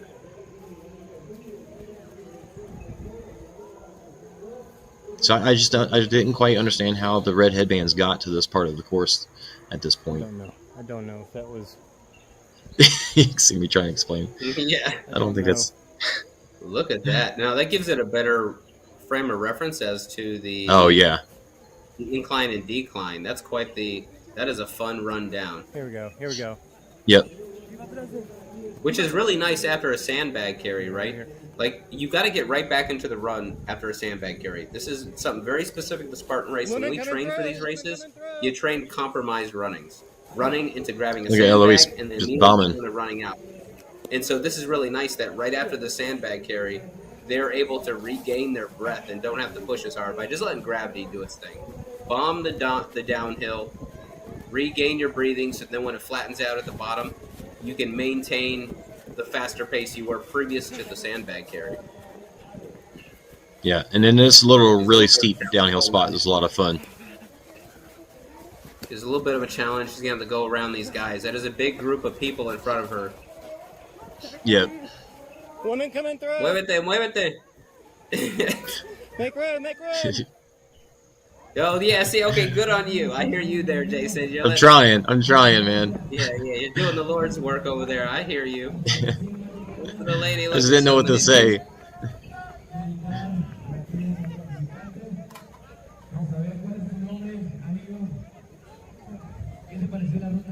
I'm not sure make room translates well, but most everyone speaks English, so they probably got it. Look at Eloise with a S hook here. Yeah. That leg wrap. Nice, yeah. She's not leaving anything up to chance. That's a tough, it's very rough on your legs. That hold. She's going to opt to take the last one. I think that's a smart strategy. Mm-hmm. Get right back in the run. Looks like she's hurting a little bit there. Here comes Dulce. Yep. Dulce coming in the place here. There we go. We gotta fight. Wow, she's fast with the carry. Look how fast she is. She knows, hey, we're at the end of the race. I got to make up time. This is my spot. She wants that first place. That young lady is not settling for second place. So she wants that first. So you saw Eloise pick it up and just put it down. She just said, I'm going to go take the penalty loop. I'm just not even going to try. She just wanted to get out of there and get moving. She seems strong enough where that wouldn't be an issue for her. I wonder why she did that. That's... Yeah, I'm not sure. She, people can see the course beforehand. Maybe she scoped out the course and decided it'd be faster to do that. I would disagree with that, though. This seems like this is faster to do the obstacle.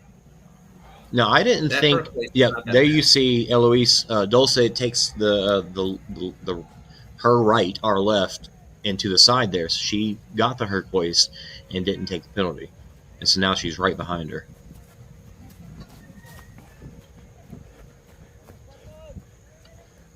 And here they come up to the spear throw. And this gap is very small in between Eloisa and Dulce. I'm going to tell you right now, these spears are probably twice as heavy as the ones in the U.S. Wow, really? They just feel like a big waterlog. Yeah, they've got the bales of hay. They've got rebar in there instead of big nail. 2 misses. No, both missed. So they're going to be taking the penalty loop. We all know that feeling. It's hard to watch. That is defeating. But she's so fast. Look, she's actually picking up the pace. She knows.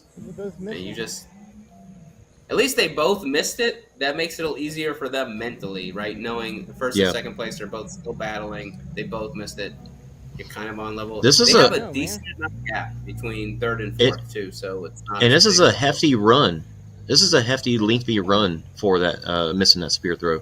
They got to go all the way down, basically just about to where the A-frame is, and come back. So Jason, I prefer the bales of hay. I like that. I mean, it was easy to set up at home and practice with. I'm not against the new targets. It obviously takes more skill of a smaller radius to hit with a spear, but Well, I at prefer this the point, bales. they are still bales now. They're bales of hay, just with that target around it. But one thing that helps with is those bales of hay. If they're loose and you catch the side of it, it won't stick. It'll just like go right through it. So Yeah. I think that target really helps with making sure you hit the meat of the bale. Okay. And of course, look, everyone's been doing the spear throw has been a staple of specifically Spartan racing, obstacle course racing. So everyone who does a Spartan race practices it in a training location, some training camp, at home. You can build it. So everyone's gotten pretty good at the spear throw by now. Yeah, but it's But still tough they've changed it. in race conditions. Yeah, everyone misses it at one point. You can practice it over and over at home, and you can never miss it. And then it just takes one time at a race to miss it, and then what used to be 30 burpees is now that long run these young ladies just went through. And I tell you, Wow. the fact that you can go out the side of the bale of hay from experience, because I did that during the super. I hit the bale and Now, it just like shoop, bounced out. now this is hard. Look, she's having to laterally move while she descends around a lady who's obviously scared big time. And she Yeah, basically not just having the walks down room, it at the end. right? Not having the room to do the rolling and flipping that you really want to do is tough. We're Wow. seeing Much some faster than the excellent moves men. here. Much faster than the men. And Eloisa is making a time there. We got Dulce Flores, and Eloisa Godinez Romero coming up to the rig. Let's see how these ladies attach this. This could totally change the lead. This could totally change everything. Keep in mind the gap Dulce's between the on. rings for these ladies is could be more significant. They're not the tallest of women. Oh, come on, camera. Nope, getting a little lag. Yeah, what happened to my camera? Come on.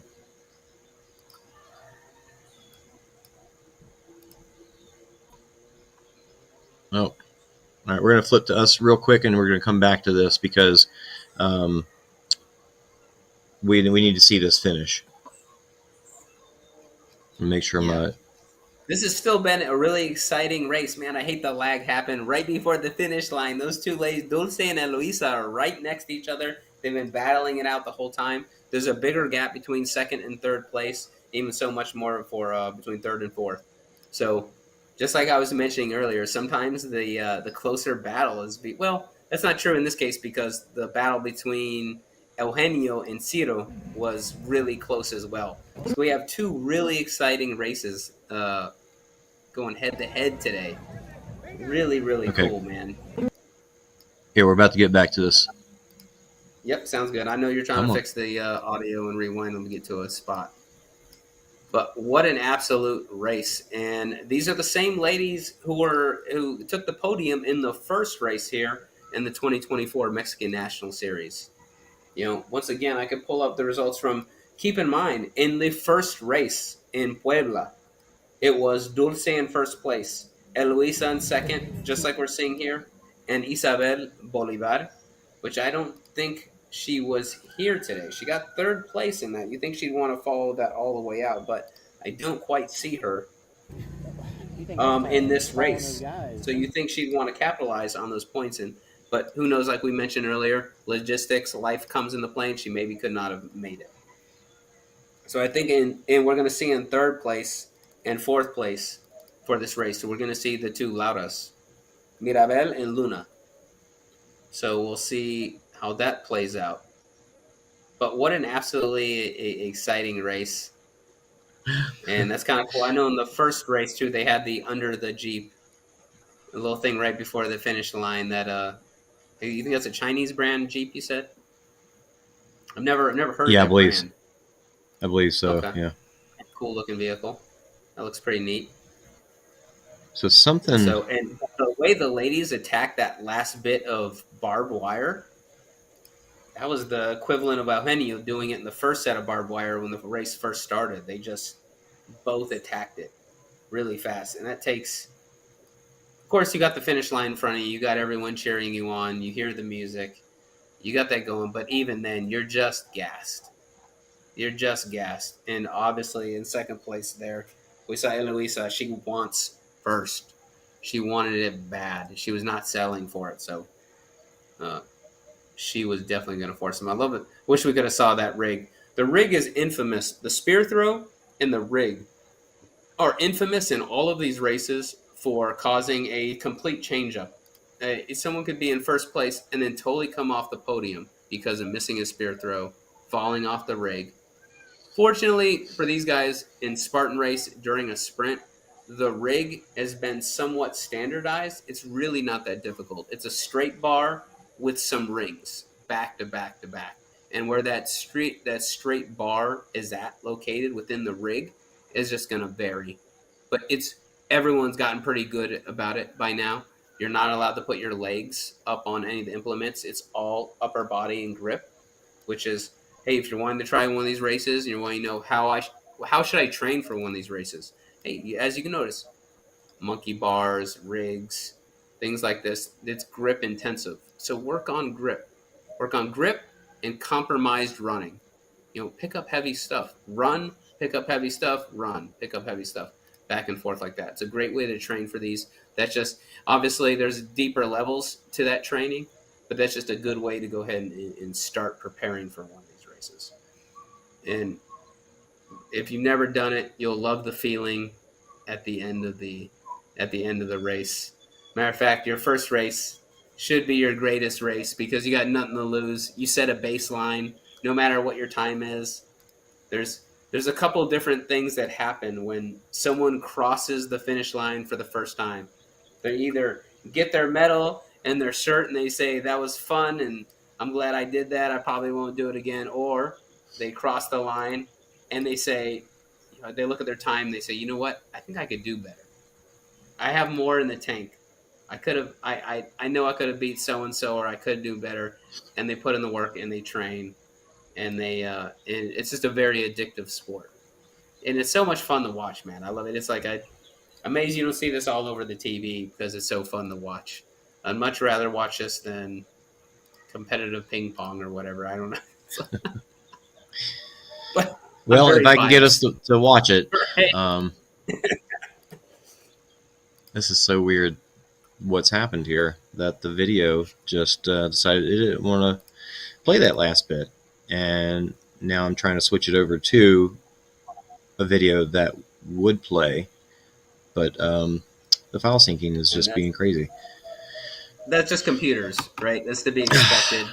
It's gonna do that. It's we have all kinds of computer problems all the time. That's one of the inherent problems I think of your position of producing, and you've always done a fantastic job, Jason, of getting around all this stuff, and it's very, very challenging, especially as you guys can see.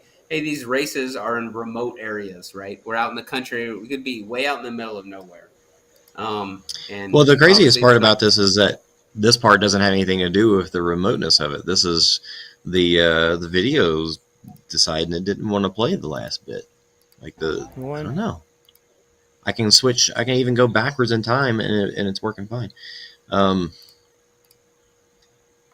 Well, we want to talk about who crosses the finish line. We know the results. Do we want to talk about it? What we can do is we can. I think this audio is live right now. We're gonna go watch the interview with the guys while I try and figure this out. Okay, this is a good time also to remind people, hey, the OCR report want to continue to support us, making it to all these races, having more cameras for rabbits, getting to these races, better better equipment for streaming all this El and bringing Hércules, this por to el you. peso que tiene, realmente mi There's- peso no sí, se sí, acorde sí. al obstáculo y pues me cuesta mucho ese obstáculo. Y el obstáculo que se te hizo el más sencillo de Don't know. I might have cut Ciro off a Pues little bit. sencillo como tal, posiblemente no hay alguno, pero por ejemplo el multirig se me hace muy divertido y se me hace fácil, pues me gusta ese obstáculo. He's saying that the Nos rig is contabas very que también fun. hiciste el Spartan de Puebla. ¿Qué diferencia puedes ver de el de Puebla al que hiciste hoy en Valle de Bravo? Pues la ruta, la distancia allá fue no muy corrible y realmente a mí lo que me ayuda pues es el trabajo que tengo en carrera. Entonces cuando el terreno no es corrible, realmente a mí me cuesta muchísimo desempeñarme como corredor porque He's realmente saying that the distance isn't really that bad, Y para el and that Honor when the Series, distance and when the ¿piensas terrain is participar? easy like sí, that, claro, he can es just la final del Nacional he can do well, Mexicano y doesn't pues really estamos en la pelea todavía, estoy en la pelea. Y digamos, ¿cuál es tu estrategia para they were fighting ir back por el and primer forth the lugar whole en ese race. Honor Series? Pues seguir trabajando igual lo que es carrera, porque es lo que realmente a mí me ayuda muchísimo en esta competencia. Y lo que es agilidad en obstáculos y eso, pues lo trabajo un poco más. Eso sí, con el peso no me gusta hacer mucho peso porque a mí no me gusta embarnecer, entonces si yo me pongo, se puede decir, He doesn't like a lot of weight because he doesn't weigh a pesado, whole lot. pues ya no me puedo desenvolver como obstacles and corredor. stuff, so. Entonces ahí pierdo I mean, esa he's ventaja que obviously got tengo a sobre runner's mis body, compañeros que realmente son muy fuertes But he's still en los strong, stronger obstáculos. than most runners. Eso. Pues muchas gracias, Ciro, por la entrevista. Did y'all talk about the spear? ¿No? Did y'all talk about the spear? How it's good, sorry? The spear obstacle? Did y'all talk about it? Ok. Ok. Del That's a obstáculo good question. ¿me I puedes, remember how to say spear in contar Spanish. cómo sentiste cuando pasaste? ¿El obstáculo cuál? It was on your beard. No, just hold it. Just hold it. Okay. Well, They failed the spear, right? And Angel was right behind them. Him and Angel both failed the spear. sorry, I don't... They failed they didn't get the spear throw.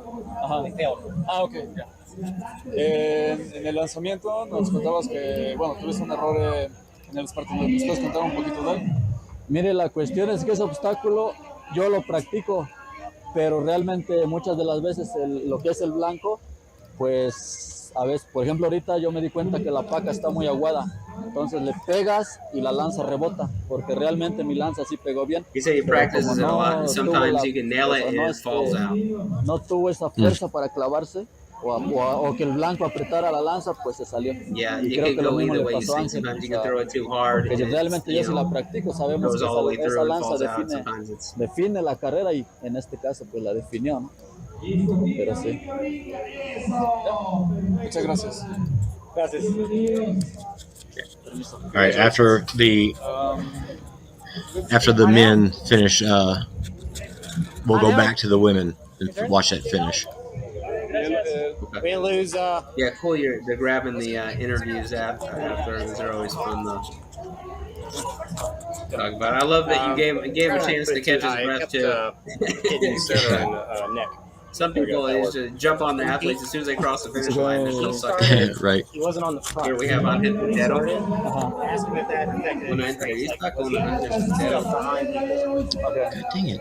If it was a benefit to be on the first place? Yeah, because he was like on the second or third row at the start line. Okay, let's go. You gotta get this off your neck. Okay. Here. You can pinch it right here. There you go. Okay. Ángel, pues, tú me dices, ¿ya? ¿Mirando a la cámara o mirando a ti? Hacia la cámara. Either way. Ok, Either way. Either way. As Pues in bueno, which camera to felicidades look por at. el primer lugar en el Spartan de Valle de Bravo.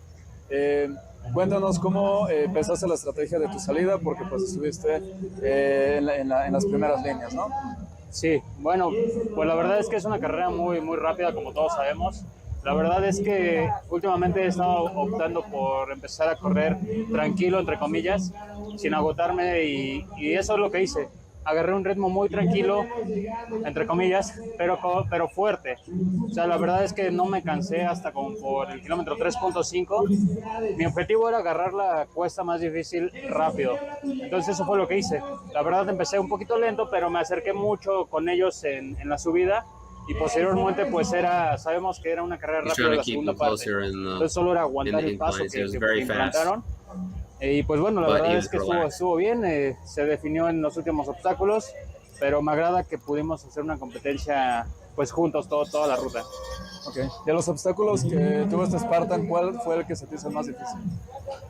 Sabemos que la lanza es un albur, entonces puede ser el obstáculo más fácil y el más Lances, difícil that's al how mismo you say that in tiempo. Spanish. Spear. Lamentablemente la fallé, entonces creo que fue lo más difícil, el fallar la lanza. Si volvieras a hacer ese obstáculo, ¿qué es lo que harías para pues, lograr el...? La verdad es que, concentrarme un poquito más, sin embargo, te digo, es una carrera muy rápida, segundos hace la diferencia, yo creo que el segundo lugar me ganó por 1 o 2 segundos, entonces yo creo que quizá concentrarme un poquito más y no apurarme, porque llegamos prácticamente juntos, prácticamente los 3, y bueno, quizá me aceleré un poquito más. ¿Qué diferencia ves del Spartan de Puebla a este Spartan de Valle de Bravo? Esta fue un poquito más rápida, la estrategia yo quise hacerla muy similar, Comparing de the menos first a and más, second races, así lo this logré, was more pero fast. he perdido mucha velocidad, entonces el ritmo que pusieron ellos fue muy rápido y yo creo que sí me costó un poquito. Y para el Spartan de Honor Series, ¿cuál sería tu estrategia para lograr el primer lugar otra vez? Lo mismo, hacer una carrera muy estratégica, correr de menos a más y dar lo mejor de mí, entrenar un poquito más, no he entrenado bastante, entonces tratar de entrenar un poco más y pues dar lo mejor. Pero sí, de menos a más y pues sabemos que es un quien vive, ¿no? Y la altura de, pues bueno, ya sabemos que hay diferentes niveles aquí en la Ciudad de México. ¿Te afectó de alguna forma la altura de Valle? A mí no. Yo vivo afortunadamente a 3,000 metros sobre el nivel de mar, entonces estoy muy acostumbrado a esto. Al contrario, creo que me beneficia, pero bueno, las circunstancias son iguales para todos. Al final, estoy acostumbrado a esta altimetría. Muchas gracias. De nada. Angel Quintero, your third place in the second race in the Mexican National Series. Definitely an OG to OCR and always a threat at the start line. There you see Eugenio there in the background. Looks like he's fixing to come for an interview. I noticed Eugenio is always a fan of the arm. Since you don't have anywhere to. I always used to be a big fan of that. I don't know how I feel about it in recent years because I feel like it doesn't help you cool off as well. But it definitely helps in the hard wire crawls and crawling on the ground. Eugenio, felicidades por el primer lugar. Cuéntanos, ¿cuál fue tu estrategia en este Spartan de Valle de Bravo? Congratulations on first place. Aguantar el ritmo que nos impuso Ciro y pues asegurar el tiro en la lanza, que es lo que es el obstáculo que se define esta competencia, esta modalidad del script. Para mí siempre ha sido el que clava la lanza en esta competencia, prácticamente es casi el ganador. He practices spare a lot. He was really ready to make a move when. Spartan de Valle de Bravo. Puede ser que es una carrera muy rápida, fue una carrera bastante rápida, una ruta muy corrible y pues muy padre, cambia totalmente la vegetación, muy padre aquí, muy fresco, muy verde. Pues fue una carrera muy técnica, mucha piedra, mucha bajada, subida, más técnica. I think the terrain was more technical, as well, much more rocky. ¿Cuál sería tu estrategia para el Spartan de Honor Series? En Honor Series, la estrategia pues es, bueno, mi objetivo ahorita pues es ganar el nacional. Yo creo que con esta me coloco en segundo lugar. Y pues la estrategia pues es aguantar el ritmo y ya después de los 15, 16 kilómetros en adelante empezar a apretar para pues definirlo ahí, porque bueno, es una competencia en la que siempre he notado eso, ¿no? Que aguanta bien los primeros 16 kilómetros, ya al final ya nada más es mantener y así que normalmente se lo lleva. Ahí no se define tanto como en la lanza, porque cuando eres un buen corredor puedes sacar bastante ventaja, tiras la lanza y ya si llegas a fallar, si llevas un buen tiempo, pues tienes esa ventaja, ya sea si la ponen antes, los alcanzas, si la ponen después llevas bastante tiempo de ventaja, la clavas y cuando no la claves ya, o sea, tienes ese tiempo para recuperarte y aquí no hay ese tiempo de recuperación. Okay. Y además de la lanza, ¿qué otro obstáculo viste que se te haya complicado en este Spartan? No vi ni uno. O sea, la lanza no es como que se me complique, pero sé que es un tiro de suerte. He's asking further questions about the spear. Todo el tiempo la estamos entrenando, y en tus I can't entrenamientos remember, but he may have missed it in the acertas, first race. y aquí por la presión de la gente, por la presión de tu contrincante, el cansancio, la llegas a fallar. Entonces, y los otros obstáculos, pues no, necesitas ir de plano muy mojado de las manos o muy cansado para fallar un obstáculo. ¿Sientes que el clima de Valle de hoy te afectó de alguna forma o te Aquí benefició? ahorita el clima, no, estuvo muy rico, pues muy a favor, porque pues no se deshidrató uno con Puebla, el clima estuvo pues más fresco, ¿no? Cuando es mucho calor, pues te enfocas más, te agitas más, el desgaste es mayor cuando es mayor temperatura. Okay. Gracias, sí, gracias. All right, let's jump back to the women's finish. Awesome. Sí. Here we go. Here we go, where the ladies were back to back. Look at that, battling it out on the rig for first place. You see, Dulce got on those rings and is moving quick. Eloise still on the bar. Yeah, boom, she nails it. Loses a little bit of time swinging back. And of course, Eloisa taking a little more conserved. And here we go. I think she has it in the bag. There you go, Dulce. Dulce, your first place female, followed by Eloisa in second place for the second race in the Spartan Mexican National Series. Really exciting. That was a good fight between them I think two. We'll see a larger gap between second and third. Now, third and fourth, remember right, they're not too terrible. They're about 2 minutes apart. But we'll have in third place, we're going to see Laura Mirabel coming through.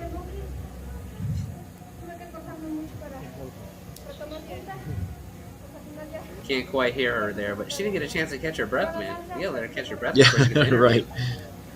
Jump right on her. It does.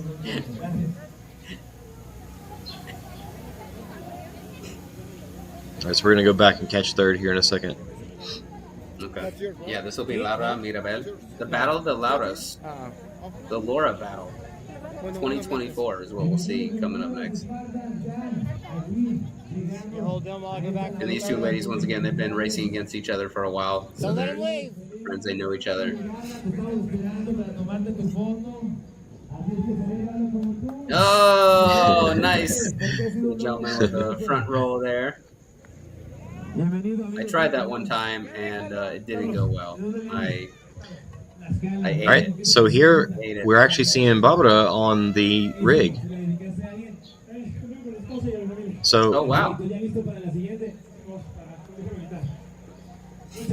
yeah, I'll explain what happened after we get through with the finish here and the interviews. You see, she's being a little more daring. You see where the rings are close enough to where she can skip a ring, and that's exactly what she did. Mm-hmm. I don't see her looking back, so I don't know if she's spatially aware of where the next lady is behind her. But she is not leaving it up to chance. Mm-mm. She's going to pick off one more guy right there at the end.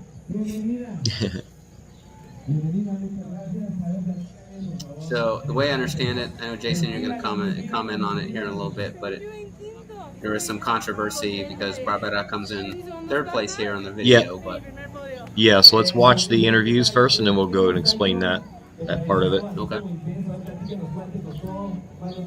Give her a moment to talk here, and then we'll jump to the where we interview them.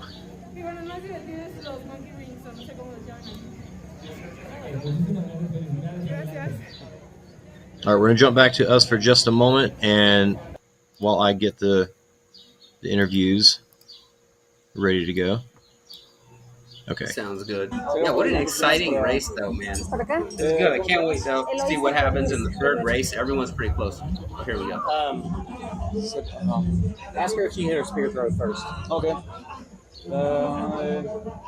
Eloisa, ¿cómo te sentiste en el obstáculo de spear?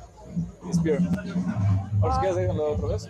¿Cómo te sentiste al hacer el obstáculo de la lanza? Ay, bueno, siempre creo que es un tiro de suerte. Nunca regularmente He's nunca saying it's lo- just a thing of luck, lo ensarto. whether or not La you hit it or penalización not, estuvo you never know. muy She's larga. talking about the spear throw. Pues no me fue This bien is en Eloisa, esa. our Me second fui a place female. penalización. ¿Cuál fue el obstáculo que se te hizo el más difícil de este Spartan Valle Bravo? Asking her what the most difficult obstacle is. Tuve penalización en el Monkey Barras, estaba un poco resbaloso por el clima, mis The manos monkey venían bar, she sudadas. says. Ahorita fue, creo que el que me influyó mucho en mi resultado. Venía yo en primera posición hasta ahí, me costó mucho retomar, ya no tuve punch para finalizar. ¿Cuál se te hizo el obstáculo más sencillo de tu carrera? Pues el pecho tierra siempre es muy sencillo. No sé, pues yo creo que todos tienen un grado de dificultad, pero tenemos que venir Asking her what preparados the easiest obstacle para is. todos. ¿Cuál va a ser tu estrategia para Honor Series en México? Tengo que entrenar un poquito más de fuerza, un poco más de reacción, justo para la finalización, que nos están poniendo ahorita los obstáculos un poco más cerca. Entonces, pues para tener esa recuperación y esa fuerza para atacar los obstáculos.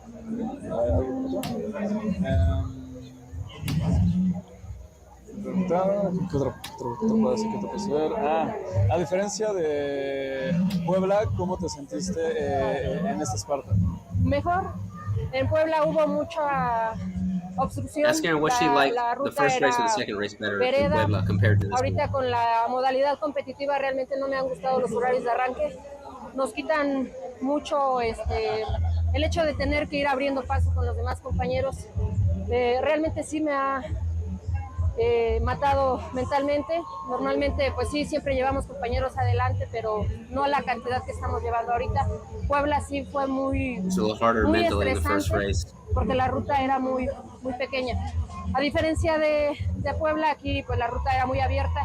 No hubo, a pesar de que yo creía que iba a ser igual que Puebla, finalmente yo creo que hubo más fluidez, había más espacio. Afortunadamente no hubo tantos competidores. What she's mentioning, kind of what we were talking about earlier, about there's more space. No se sintió ese estrés que en Puebla. Realmente Puebla sí fue muy frustrante ir atrás de tantas personas. Ahorita fue lo mismo, pero había una brecha más grande. Entonces, por ese lado creo que no me afectó tanto, pero en Puebla sí fue muy desgastante. Creo que la modalidad de competir por ritmo es bueno, pero el hecho de que por el lado femenino nos manden atrás de tantos hombres no me parece justo. Tenemos que ir peleando con esos compañeros. Creo que si va a ser una modalidad por ritmo, mezclen géneros. No creo que les afectemos a la modalidad masculina. Finalmente ellos traen un ritmo más alto que nosotros, se van por delante y nosotros no les obstruimos en nada. Si va a ser una modalidad por ritmo, mi sugerencia, mézclenos con la modalidad masculina para tener como esa igualdad. Sabemos que hay modalidad femenina y masculina, pero el ir atrás de tantos hombres que sí traen un ritmo más lento que nosotros no me resulta justo. Entonces, mi sugerencia ante esta modalidad competitiva es esa. Si es por ritmo, mézclenos con el género. Yeah, I'm sorry, I have a hard time translating that. De tu experiencia de Spartans, ¿cuántos Spartans has hecho Pues empecé en el 2019 haciendo Spartan. Se cruzó COVID, fueron 2 años perdidos. Then she started Spartan Y de in ahí creo que hemos 2019. estado muy frecuente. El año pasado tuve una lesión en agosto, me perdí dos competencias, pero todas las del serial las realicé, entonces desde el 2019 he estado ahí constante. Entonces no sé, no me acuerdo cuántas llevo, pero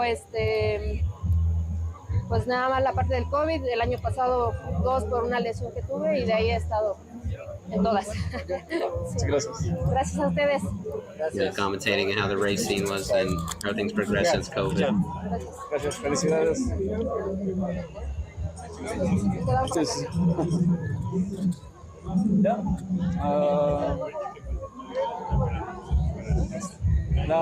See those gentlemen in the background, maybe getting good Mexican food. Hope so. I'm so jealous you yeah. can go there, Jason. Mexican food is my favorite. Oh yeah, I've had some good Tell stuff. me you had some mole, bro.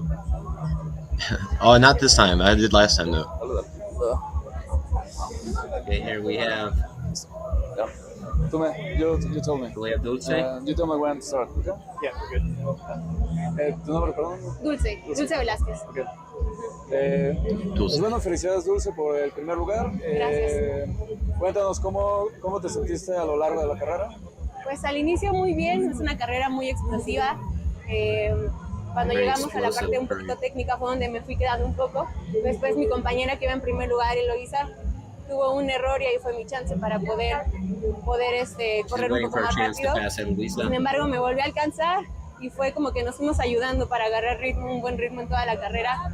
Son 5 kilómetros nada más, entonces es todo el tiempo ir a tope. Me gustó mucho, fue una carrera no tan técnica, muy rápida, y pues los obstáculos pues, son los que ya conocemos. A la hora del arranque, ¿en qué lugar te acomodaste y cómo pensaste tu posición para empezar la carrera? Pues siempre me he colocado hasta enfrente, tengo la Pro Band, entonces con mis compañeras estuvimos al frente y pues nada, siempre me gusta iniciar de menos a más. En el obstáculo de la lanza, ¿cuál fue la técnica que has practicado para pues no tener problema en el obstáculo? Pues siempre trato de lanzarla We got a little more. Más derecho, sin embargo no la pude clavar, tampoco mi compañera, y pues tuvimos que hacer una penalización. De los obstáculos, ¿cuál se te hizo el más sencillo? Esta vez el Monkey y el Monkey Bar son los más fáciles. ¿Y cuál es el obstáculo que se te hizo? The Monkey Bar is the easiest. La lanza, es que a veces es de suerte, no lo sé. No toda la cosa. Yeah, she's saying exactly like Eloisa was saying, is that the spear throw is just kind of luck. Del Spartan de Puebla a este de Valle de Bravo, ¿cuál sientes que haya sido la diferencia?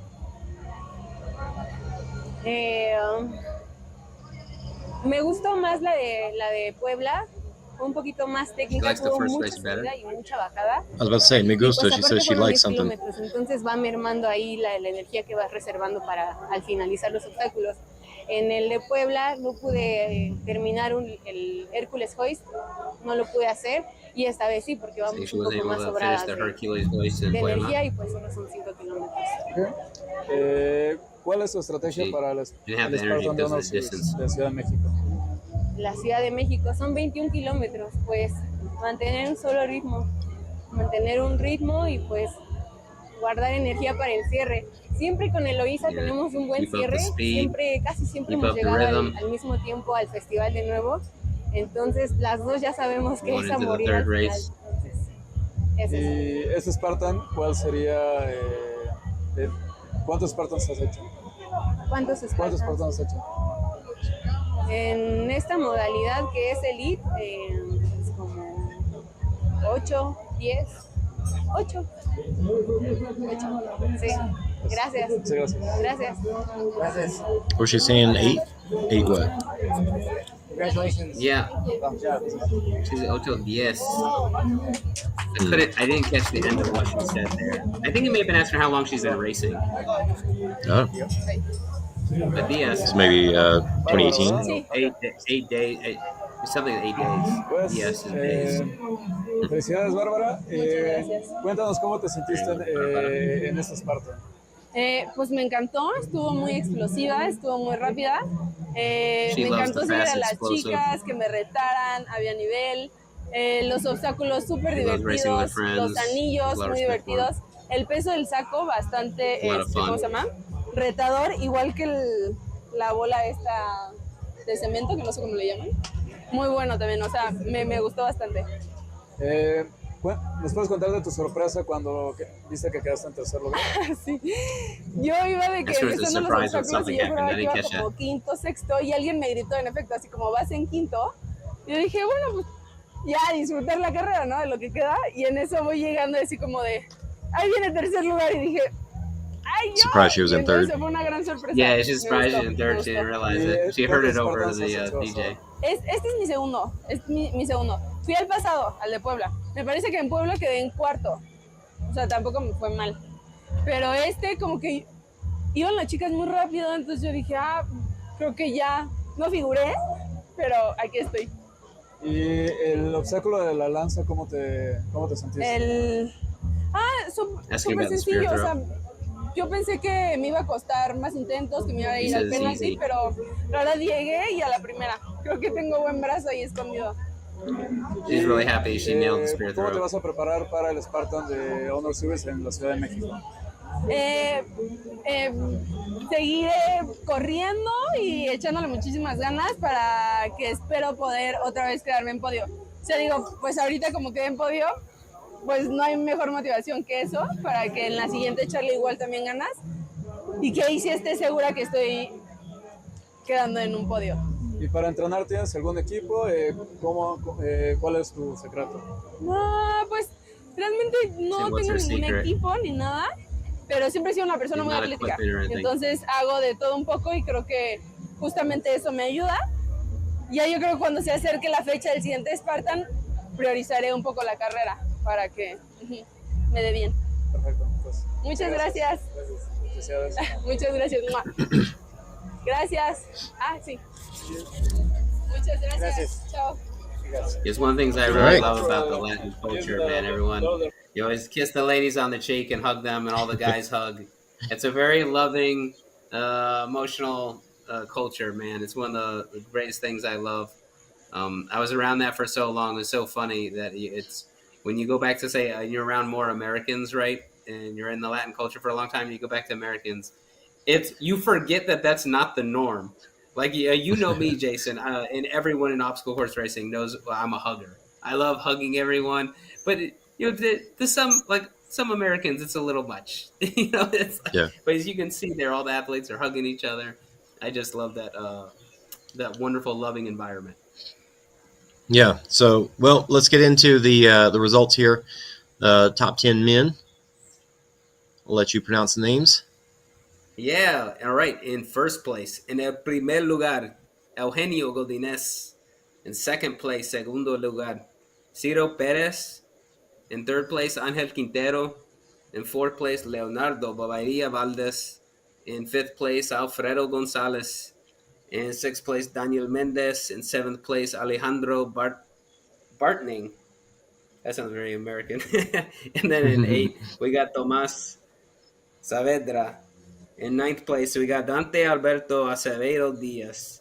And in 10th place, we got Jose Carlos Olayo Lopez.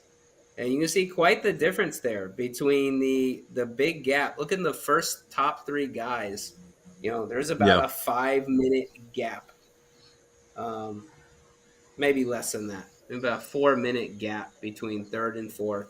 And then it really spreads out from there. That's quite the gap to get on the top 10. He's 50 minutes. That's 20 plus minutes later, and still makes the top 10. So it just goes to show you how incredibly fast your top three men are.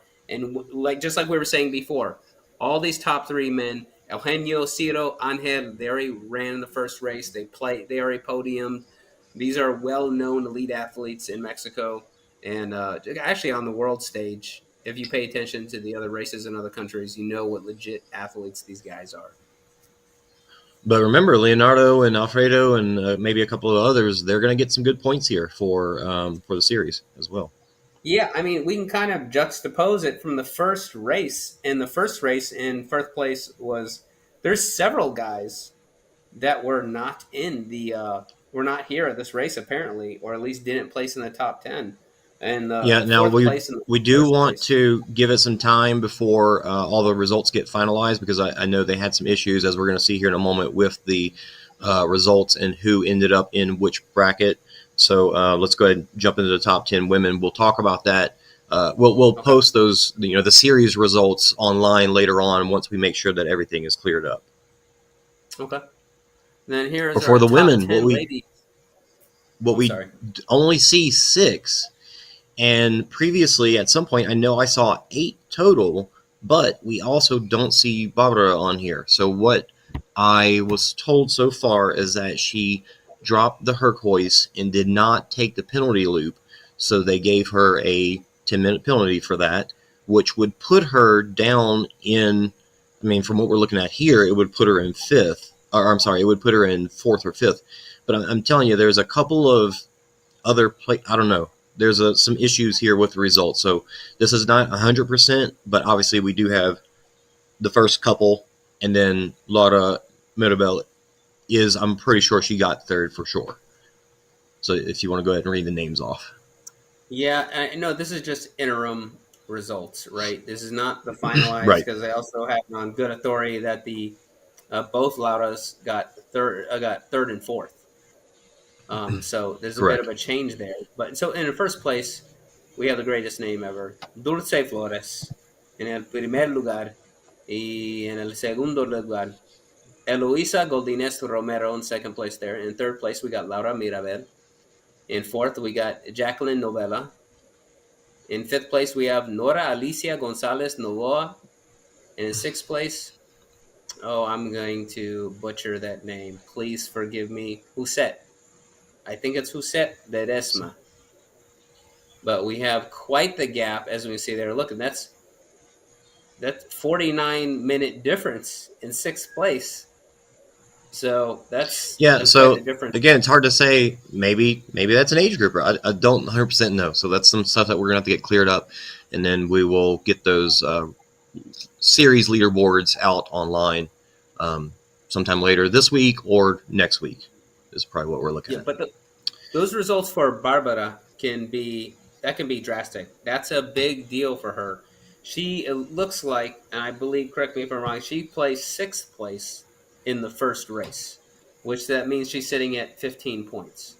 So remember, the first place female gets 23 points, and then second is down to from that to 21 points, and so it goes subsequently downwards by 2 points depending on how you place. So she's not out of it for these point settings. She's definitely going to want every point she can get, getting sixth place in the first race. So it'll be really interesting to see once all the numbers get straightened out and we get finalized rankings of what ends up happening, right? I can't wait to see in the third race of the series how this all comes together. Obviously, Dulce Flores and Eloisa, they're just a force to be reckoned with, and they've consistently killed it.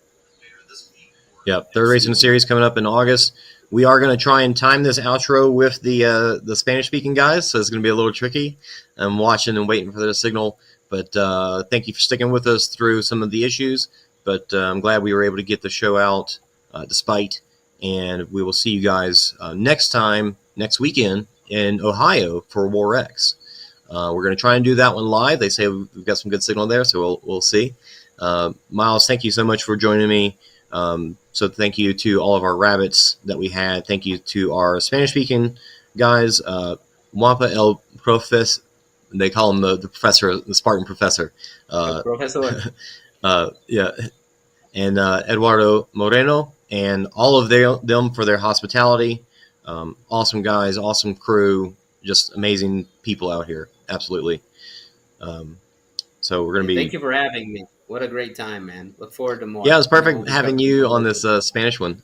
I'll definitely look to have you on the last one. That'd be great. Yeah. I can't wait. That'd be awesome. And yeah, I'm sorry. Hopefully, while I speak Spanish fluently, my grammar is not great, so I get a little nervous when it's over recording, and because I might miss something. But it's fantastic. What a beautiful country. What a neat way. This is a cool opportunity to see the sport that we love so much in a whole nother country, and seeing athletes we're not as familiar with, and these maybe the scenery and some obstacles that we're maybe not familiar with. We've never seen an under the Jeep crawl, and some of this.